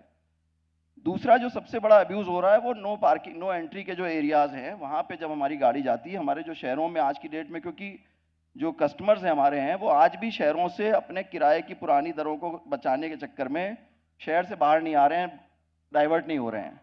तो हर जगह हमको माल को, क्योंकि हमने कमिटमेंट कर रखा है हम डोर टू डोर करेंगे, हम जब बुक करते हैं हम पता नहीं करते वहाँ पे नो एंट्री है, क्या ट्रैफिक रेस्ट्रिक्शन है, क्या नहीं है। हमने बिल्टी काट दी, सीधे दिल्ली में कनॉट प्लेस की। अब जब कनॉट प्लेस गाड़ी पहुंची तो उसको मालूम है दिन में जा नहीं पाएंगे, रात को गया। अब जब रात को गया तो उसने, व्यापारी ने तो रात को खाली किया नहीं, उसने दिन में खाली किया और दिन में फिर खाली करके कहता है गाड़ी वाले को कि हम खड़ी नहीं होने देंगे तुम्हारे को, तुम तुरंत गाड़ी यहाँ से हटाओ क्योंकि हमारा व्यापार का टाइम है। और गाड़ी वाला जैसे ही स्टार्ट करता है तो उस पर 115 की कार्रवाई हो जाती है, क्योंकि वो एक्ट कह रहा है कि when A vehicle is driven in A restricted area. वो टाइमिंग की बात नहीं कर रहा, वो कह रहा है is driven in A restricted area, और 20,000 का चालान हो गया।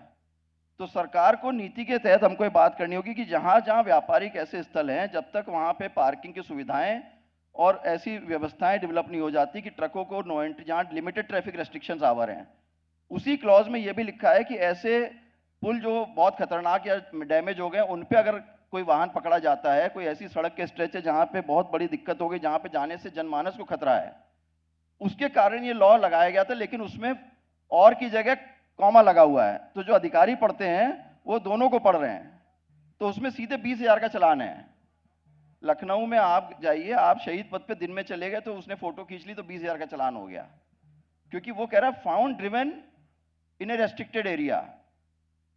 तो हमारा जो दूसरा हमने प्ली लिया है, हाईकोर्ट से जो रिलीफ मांगा है कि जब तक पार्किंग की फैसिलिटीज आप गवर्नमेंट नहीं दे पा रही है, और जब तक उसमें यह भी लिखा है कि आपको नोटिफाई करना पड़ेगा गवर्नमेंट को पब्लिक डोमेन में और वाइडली पब्लिसाइज करना पड़ेगा कि यहाँ पे ट्रैफिक रेस्ट्रिक्शन है, जब तक वो चीजें वाइडली पब्लिसाइज नहीं हो रही तब तक आप ट्रैफिक रेस्ट्रिक्शन का 20,000 वाला चालान नहीं कर सकते।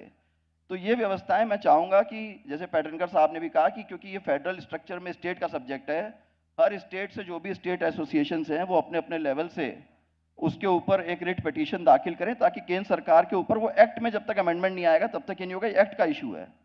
तो इसलिए हमको केंद्र सरकार को दबाव में लाने के लिए हाई कोर्ट के माध्यम से वो दबाव बनवाना पड़ेगा, मेरा ये मानना है। तीसरा जो सबसे सेंसिटिव इशू है कि जो हमारी अब सरकार की योजना है, जो नेशनल लॉजिस्टिक पॉलिसी के ऊपर चर्चा करी एस.के. मित्तल साहब ने, कि synchronisation of multiple modes of transport, जिसमें एयर भी है, रोड भी है, रेल भी है, पानी भी है।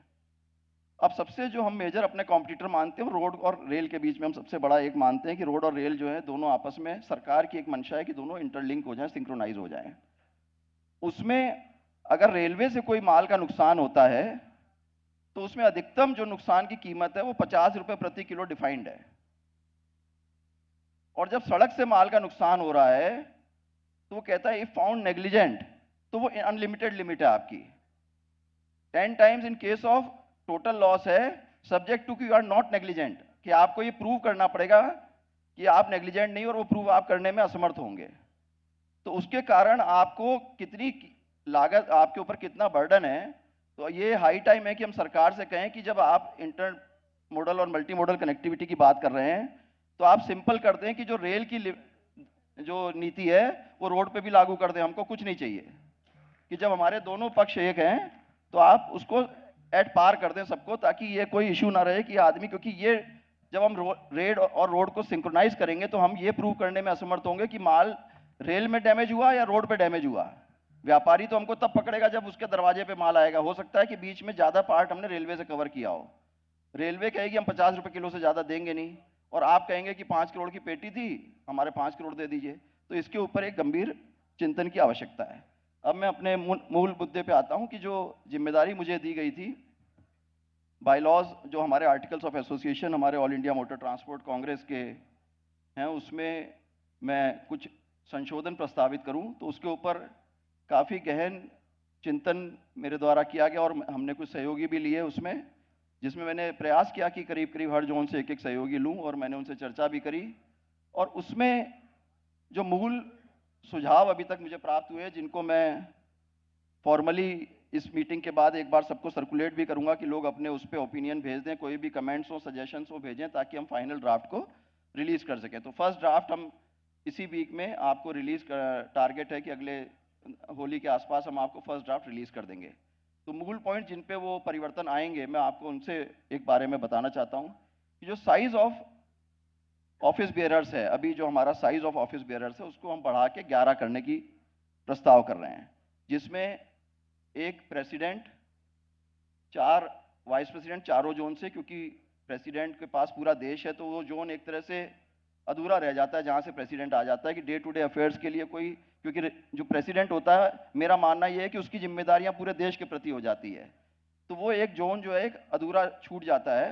तो 4 वाइस प्रेसिडेंट, एक फाइनेंस कंट्रोलर की पोस्ट, जो अभी तक हम चेयरमैन फाइनेंस कमेटी की बात कर रहे थे, हम फाइनेंस कंट्रोलर की एक पोस्ट प्रस्तावित करना चाहते हैं, और 5 ज्वाइंट सेक्रेटरीज। तो 11 का एक स्ट्रक्चर जो कि अलग अलग विभागों को, जैसे अभी बल साहब ने आज कहा कि who will take the responsibility of the statutory compliance, तो 5 ज्वाइंट सेक्रेटरीज रहें उस ऑफिस बेयरर के स्ट्रक्चर में, जिसमें कि हम अलग अलग, क्योंकि आज की डेट में विभागों से आपको करस्पॉन्डेंस बहुत करनी है। मेरा मानना है कि जब तक आप लिखित में चीज़ों का आदान, एक्सचेंज ऑफ कम्युनिकेशन नहीं होगा, आप अपनी बात विभाग को समझा नहीं पाएंगे, ताकि तब तक आप कोई बहुत बड़ा रिलीफ, मेजर रिलीफ नहीं ले सकते।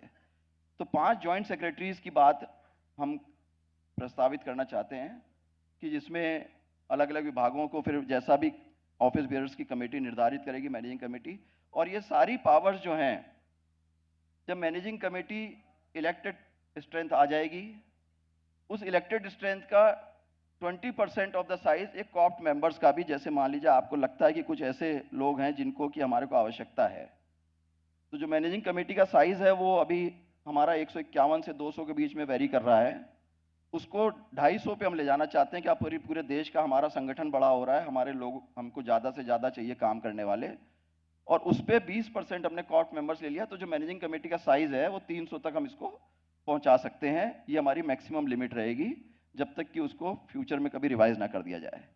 और वो जो 300 का स्ट्रेंथ है उसमें से हम अपने 11 ऑफिस बियरर्स इलेक्ट करेंगे, और जो टेन्योर होगा वो in any circumstances will not be exceeding 2 years from the date of assuming the charge।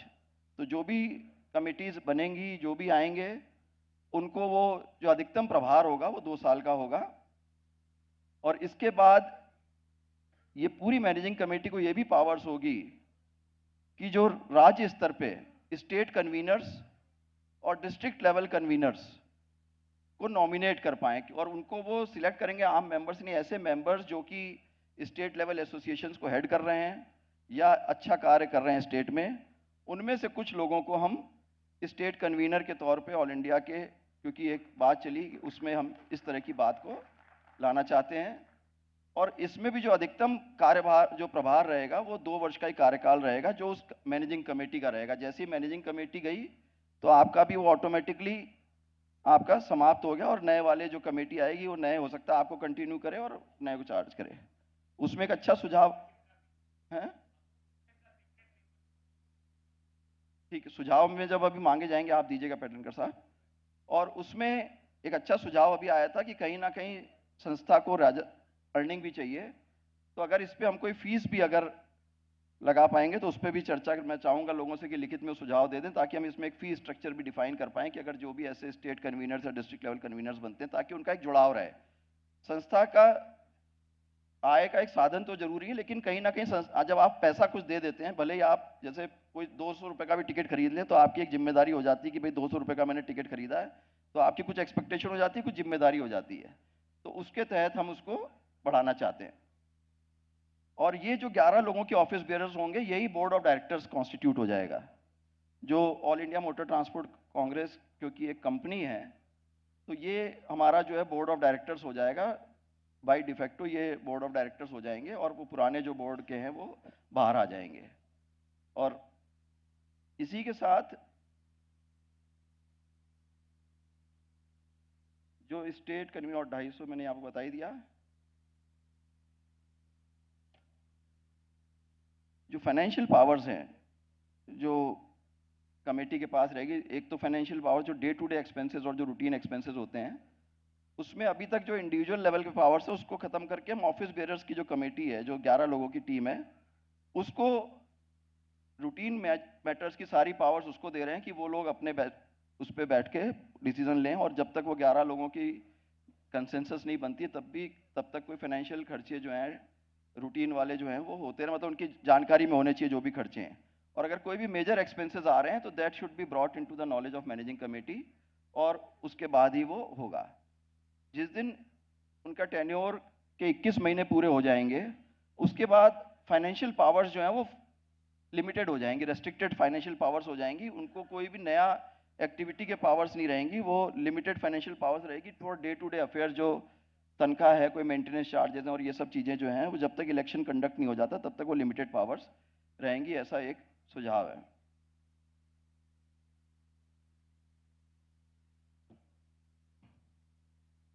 Maximum जो टेन्योर और ऑल पास्ट प्रेसिडेंट्स वो जो हैं वो पैटर्न हो जाएंगे। वो बेसिकली संरक्षक का एक पैटर्न मेंबर्स का एक प्रोविजन है जो, और उसको हम स्ट्रॉन्ग करना चाहते हैं कि all past president will automatically be shifted to be a patron members. एक तरह से वो संरक्षक हो गए कि कभी ऐसा कोई मुद्दा आ गया जिसमें कि कोई डिस्प्यूट्स हैं, कुछ ऐसे हैं, तो उनको रेफर किया जा सकता है and that can form to be a panel of patrons, और उनको हमने रेफर कर दिया। लोगों के आपस में भी डिस्प्यूट हो सकते हैं और भी कोई ऐसे, ताकि पहले स्तर पे उसको आपसी सुलह के तहत मामलों को सुलझा दिया जाए।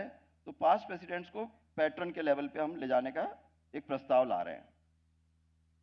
इमीडिएट पास्ट प्रेसिडेंट जो हैं उनके लिए अगर कुछ अलग से प्राविधान लाना है तो उस पर विचार मैं चाहूँगा लोग अपने दें, क्योंकि काफ़ी ये एक सेंसिटिव इशू है और इस पे लोगों की पर्सनल रिजर्वेशंस रहती हैं। तो इमीडिएट पास्ट प्रेसिडेंट के लिए अगर अलग कुछ हमें प्रोविजन करना है तो उस पर मैं सुझाव चाहूँगा लोग दे दें। जो डिस्ट्रिक्ट लेवल स्ट्रेंथ होगी, क्योंकि हमारा एक मैटर है कि हम अपनी स्ट्रेंथ बढ़ाएं और हम अपने लोगों की बढ़ाएं, तो जो डिस्ट्रिक्ट लेवल स्ट्रेंथ होगी उससे कहीं ना कहीं हम उसको गवर्न करें कि जो हमारे ऑफिस, जो हमारी मैनेजिंग कमेटी मेंबर्स होंगे, और कहीं ना कहीं उससे एक कोई फॉर्मूला ऐसा डिवाइस कर दें जिससे कि वो भी एक गवर्निंग फैक्टर रहे कि हमको कहाँ से कैसे लोग चाहिए, क्या चाहिए, उसमें कहीं ना कहीं उसका भी एक रोल स्ट्रेंथ का भी रहे। तो ये, और स्पेशल इन्वाइटीज़ की कुछ लिमिटेड पावर्स होंगी, ओपन एंडेड नहीं है कि 50 लोगों को आपने लेटर दे दिया स्पेशल इन्वाइटी का। तो जो भी आपकी मैनेजिंग कमेटी की टोटल स्ट्रेंथ है उसके परसेंटेज में हर चीज़ चलेगी, कि आपका ऐसा नहीं कि आपका 200 का हाउस है आपने 200 और स्पेशल इन्वाइटी बना दिए। आपकी हर चीज़ एक कन्फाइंड है, क्योंकि आप कोई भी सिस्टम बनाते हैं तो उसमें आप मैक्सिमम बाहर वालों को कितना अलाउ कर सकते हैं गेस्ट एज ए गेस्ट, क्योंकि कॉप्ट की पावर्स आपके पास, स्पेशल इन्वाइटीज़ की पावर है। तो एक ऐसा स्ट्रक्चर प्रपोज कर रहे हैं और ये होली के अगले 10 दिनों में हम आपको ये फर्स्ट ड्राफ्ट शेयर कर देंगे, which will be open for. उसमें 15 दिन का अगर हाउस अलाउ करेगा तो 15 दिन का पीरियड हम सजेशन के लिए लोगों को, फॉर सजेशन एंड कमेंट्स, उसके लिए दे सकते हैं, और उसके बाद we can go ahead with the 30 days. तो 30 दिन का जो है 30 डेज का period for suggestion and for suggestions और रिव्यू, कुछ भी होगा उसका दे देंगे, और उसके बाद we can go ahead with the final draft in the upcoming managing committee meeting. जो भी नेक्स्ट मैनेजिंग कमेटी मीटिंग होगी उसमें उसको हम लोग हाउस में पुट अप कर देंगे। तो ये एक ब्रॉड पिक्चर मैंने आपको दे दी। और सबसे मेजर जो चेंज अभी तक जो हमारी कंपनी बनी हुई है उसमें जो हमारे मेंबर स्ट्रेंथ है वो उसके हिसाब से हम प्राइवेट लिमिटेड कंपनी में क्वालिफाई नहीं होते, मतलब हमारी कंपनी में ही डिफेक्ट है। तो वो पब्लिक लिमिटेड कंपनी चाहिए। तो सबसे पहला हमको जो स्विच ओवर करना पड़ेगा एमसीए में कि हमको we have to declare ourselves as a public limited company, है ना। क्योंकि आपने अभी जो आप कहते हो कि हमारे 5000 मेंबर हैं, 6000 मेंबर हैं, तो प्राइवेट लिमिटेड कंपनी में लिमिट है कि आपके 200 मेंबर तक की हैं तभी आप प्राइवेट लिमिटेड कंपनी की बात कर सकते हो, एक लिमिटेड है उसकी। लेकिन आप, एक व्यवस्था चल रही थी, किसी ने टोका टाकी नहीं करी, चल गए, इतने साल निकल गए, कोई बात नहीं। लेकिन जब आप सिस्टम को सही करने की बात कर रहे हैं, एज पर लॉ करने की बात कर रहे हैं, तो इसमें जो लीगल ओपिनियन मैंने लिया है कि हमको अगर इस स्ट्रक्चर को मेंटेन रखना, और हमारी जो स्ट्रेंथ है 5-6 हज़ार मेंबर्स की, और जो आगे भी बढ़ाने की हम बात कर रहे हैं, उसमें जो है हमको पब्लिक लिमिटेड कंपनी में इसको कन्वर्ट करना पड़ेगा। जो मेंबर का भी है उसमें 2 तरह की मेंबरशिप प्रपोज हो रही है, ऑर्डिनरी मेंबरशिप और life time membership. Ordinary membership में आप वन टाइम कुछ देंगे, उसके बाद हर साल आपको कुछ देना है। लाइफ टाइम में आपने दे दिया, उसमें उसके बाद नहीं देना। लेकिन हर 5 साल में हर मेंबर को कि वो इस ट्रेड से रिलेटेड अपना व्यापार चालू रख रहा है, उसका डॉक्यूमेंट्री एविडेंस ऑल इंडिया के ऑफिस को देना होगा, कि मतलब ही हैज टू प्रूव कि भाई उसका कोई चार्टर्ड अकाउंटेंट का सर्टिफिकेट उसका बैंक का हो, उसका जो भी जीएसटी की डिटेल्स, मतलब कहीं ना कहीं से हमको एक एविडेंस उसमें चाहिए कि he is continuing his business in transport trade, और पता लगा वो ट्रांसपोर्ट से गए निकल गए 10 साल हो गए और वो अभी तक मेंबर बना जा रहा है। तो क्योंकि मेंबर हमने उसको लाइफ टाइम ले ली, हम मेंबरशिप से नहीं हटा सकते, हम उसके वोटिंग राइट्स फ्रीज कर देंगे कि आप मेंबर बने रहिए क्योंकि हमने आपको लाइफ टाइम मेंबरशिप दी है, लेकिन आपको मताधिकार का प्रयोग जो भी रेस्ट्रिक्शंस आएंगे वो वोटिंग राइट्स पे आएंगे कि आपके वोटिंग राइट्स, अगर आपने वो चीज़ कंप्लाई नहीं करी तो आपके वोटिंग राइट, मेंबर तो आप फीस दे रहे हो, पैसे दे रहे हो, आपने वन टाइम पैसा दिया या आप मंथली पेमेंट कर रहे हो तो सब हम देंगे, लेकिन इसको जो हम इस तरह से प्लेस करना चाहते हैं। उसके बाद जो एज है उस पर भी एक बार लाने की बात हो रही कि हमारे जो ऑफिस बेयरर्स होंगे उनका डेट ऑफ अज्यूमिंग ऑफिस में मैक्सिमम एज क्या होनी चाहिए। जैसे माननीय प्रधानमंत्री जी ने देश के लिए 75 साल की एज करी है, तो हमको जो लीडरशिप चाहिए वो है 70, तो 70 ईयर्स ही मैंने प्रपोज किया है कि हमारी जो ऑफिस बियरर्स जिनको बनना है वो कोई भी 70 साल से ज़्यादा on the date of assuming charge नहीं होना चाहिए। एक ये भी उसमें सुझाव है कि जो 70 साल से ज़्यादा का कोई भी आदमी हमारा ऑफिस बियरर नहीं रहेगा, ये हम उसमें सुझाव ला रहे हैं। अब उसमें एक मैक्सिमम एक टेन्योर एक्सपीरियंस की बात है एलिजिबिलिटी क्राइटेरिया में कि जिसको प्रेसिडेंट के लिए कॉन्टेस्ट करना है तो वो मिनिमम 6 साल पुराना हमारा मेंबर होना चाहिए, लाइफ टाइम वाला, मतलब मेंबर होना चाहिए ऑल इंडिया का, और दूसरा उसको 2 टर्म का मिनिमम मैनेजिंग कमेटी का मेंबर होना चाहिए। वाइस प्रेसिडेंट के लिए वो मिनिमम 4 साल पुराना मेंबर होना चाहिए और 1 टर्म का एमसीए मेंबर होना चाहिए, और ऑफिस बेयरर्स के लिए भी करीब करीब वही रहेगा। तो ये एक ब्रॉड पिक्चर मैंने आपको दी है, और इसमें मैं चाहूँगा आपसे कि ज़्यादा से ज़्यादा सुझाव आप ऑल इंडिया के ऑफिस में, जब एक बार ये आपके पास ऑफिशियली डॉक्यूमेंट आ जाता है तो आप लोग इसको ज़रा पढ़ें और अपने जो भी बेस्ट इनपुट्स हों विद ए पॉजिटिव माइंडसेट कि कौन बैठा है कौन नहीं बैठा, इसको बिल्कुल पारदर्शी तरीके से, किसी का फेवर ना करें, किसी को ऑब्लाइज ना करें, मेरा आपसे निवेदन है, क्योंकि अगर संस्था मजबूत रहेगी तो सब मजबूत रहेंगे। बहुत बहुत धन्यवाद। जय हिंद, जय परिवहन व्यवसाय। Thank you, sir. Now I invite Shri Sanjeev Sharma ji, National Head JK Tires, to give his presentation, and I request him to please be concise.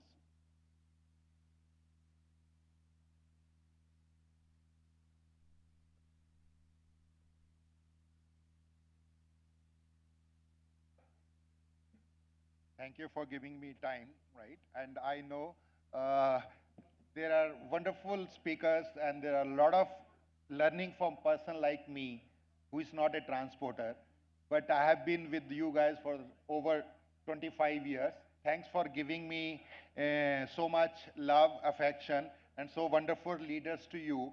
And where we also look, I'm Sanjeev Sharma from JK Tire. You have made our brand. Thank you so much to everybody.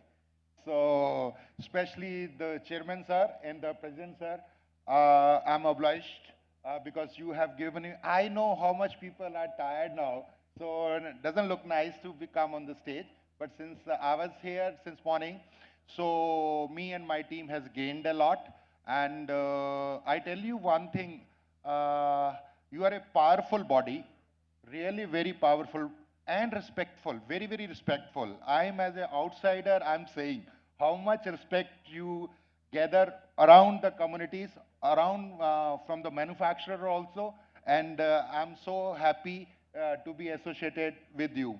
So since of course, I'll not intervene between the whole regular agenda part of your conference, but I'm happy to see that you have kept this road safety as a subject or a theme for this conference. So I'll just skip whatever you know more than me about the road safety, because आप लोग मुझसे ज़्यादा road के बारे में, लोगों के बारे में जानते हैं. So I'll just quickly go to and show you कि as a tire company हम लोग किस तरह से एक आपका नज़रिया है रोड सेफ्टी के ऊपर, एक हम लोग जो आपसे जुड़े हुए हैं किसी न किसी प्रोडक्ट के कारण, हमारा नज़रिया क्या है और उसके लिए हम लोग क्या काम कर रहे हैं.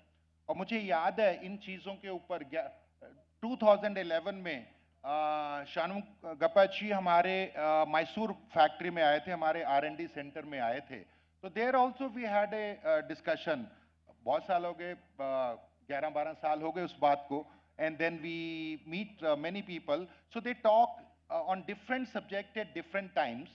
And हमारे जैसे लोग उसमें से कुछ पिक करके देखते हैं किस तरह से एक ट्रकर की जिंदगी को आसान बनाया जा सकता है, किस तरह से जो रोड पे चलने वाले लोग हैं, बहुत सारे स्टेक होल्डर हैं, रोड पे ट्रक वाला भी आएगा, बाइक वाला भी आएगा, स्कूटर वाला भी आएगा, और इवन हमारी मदर और sisters they will come in scooty और इन कार, राइट। एक रिक्शे वाला के भी उतना अधिकार है, एक ठेले वाले का भी।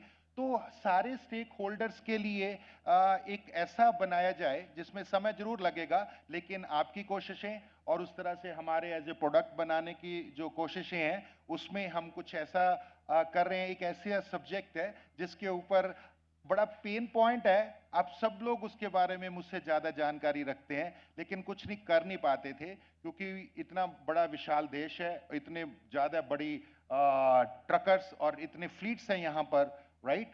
आई गेस 57 लाख ट्रक्स और बसेस, राइट।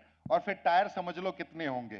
तो I will take you through, बहुत सारी चीज़ें हैं। लेट्स सी कौन सी चीज़ें रोड एक्सीडेंट करती हैं, मुझसे ज़्यादा पता है तो I will skip that also. And बहुत सारी चीज़ें हैं जिनके कारण एक्सीडेंट होते हैं।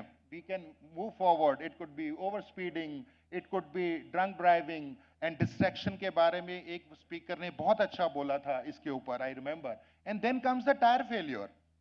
टायर फेल होने से एक्सीडेंट्स होते हैं, तो हम उसके अंदर क्या कर सकते हैं, हमारा क्या रोल है, क्योंकि टायर एक ऐसी चीज है जो गाड़ी को ट्रैक्शन देती है, स्टेबिलिटी हाईवे पे देती है। हाईवे में स्पीड बढ़ गई है, अच्छे हाईवे हो गए हैं थैंक्स टू द गवर्नमेंट, तो एवरेज स्पीड है तो टायर को भी उस लेवल तक आना है। फिर स्किडिंग से बचाते हैं। फिर इसमें सबसे इंपॉर्टेंट आ जाता है राइट एयर प्रेशर। इसी पे मैं आपको लेके आना चाह रहा था कि एक राइट एयर प्रेशर एक ऐसी चीज है जो हम सब जानते हैं लेकिन कर नहीं पाते, क्योंकि पहले तो 6 ट्रक टायर होते थे ट्रक में, अब 10 हैं, 12 हैं, 14 हैं, 18 हैं, और हम एक बेचारे ड्राइवर के ऊपर ये छोड़ देते हैं कि वो डेली हवा उसमें ठीक रखें, जबकि हमारी कार जो हम ड्राइव करते हैं या हमारा शॉफर ड्राइव करता है उसकी हम डेली क्या महीने में हवा चेक नहीं कराते, वो भी पेट्रोल पंप पे अगर जगह टाइम है तो हम चेक करा लेते हैं।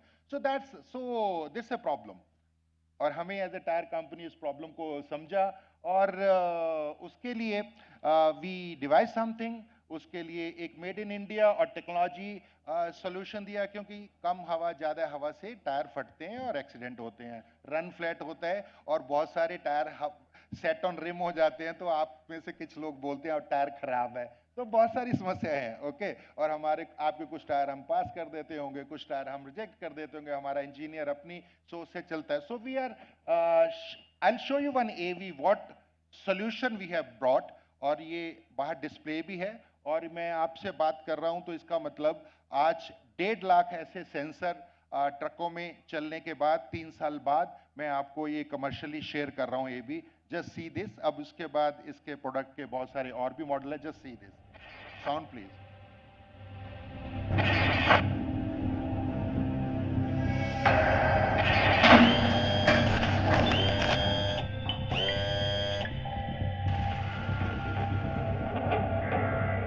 Is there an X factor that could improve the performance of your business and at the same time provide you the safety and protection needed for a steady growth?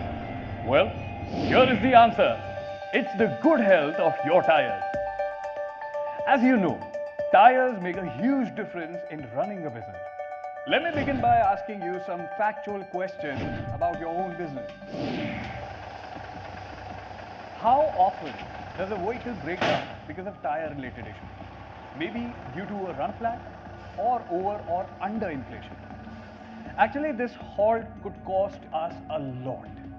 It would naturally take a lot of time to get the vehicle back on. The fact is, if the tires stop running, so does your business. All because of the turnaround time. What if we could help reduce these losses by 60%? Failing a timely delivery, downtime business loss, extra time in fixing the problems from the right place, the client satisfaction and goodwill, and so on. All these crises could be averted. wouldn't that give you a sigh of relief? Well, what about fuel efficiency? Up to 3% fuel efficiency is reduced if the tire has low or high pressure. As per our research, a fleet owner with 100 vehicles in the fleet ends up saving 1,75,000 rupees a month, which is 25 liters saved per vehicle every month. Surprising, isn't it? But how can you always be sure to get your tires inflated correctly for better fuel efficiency? Not just the overall breakdowns and fuel efficiency, but also, what about the tires being scrapped? You would know that flat tires usually occur at a low tire pressure, and a conk happens when overinflated tires hit any object. What if we tell you that your scrap cases could be reduced by 80% for flat tires and 40% for conk, increasing tire mileage? Wouldn't that be a fleet saver? But wait, is the actual problem even bigger than this? What if we already knew the problem areas, yet were helpless in getting them fixed in real time with preventive care? Who will prompt us even before we could notice them? All of this without adding a single member of this work? Well, we at JK Treel have brought this dream to life with the help of our state-of-the-art tire pressure monitoring system, TPMS. It's a one-stop solution to keep a check on your tire's overall health. It's fitted in the tire from the connected truck wheel center itself as you get your vehicle aligned. It's available for both tubeless and tube tires. Not only that, the entire workflow is really easy.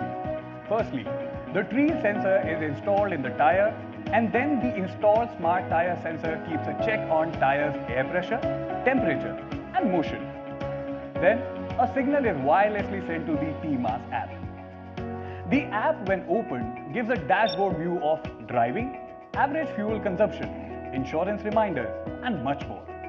All these alerts are instantly displayed on the screen of your smartphone or on your office desk.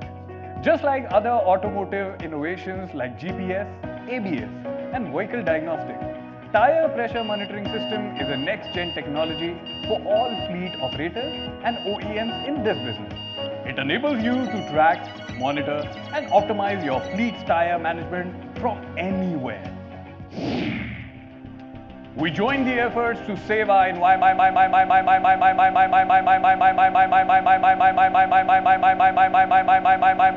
through JK Treel by reducing vehicle emission and carbon footprint by up to 10%. With JK Treel, we ensure that your tires are always running so that your business doesn't have to halt.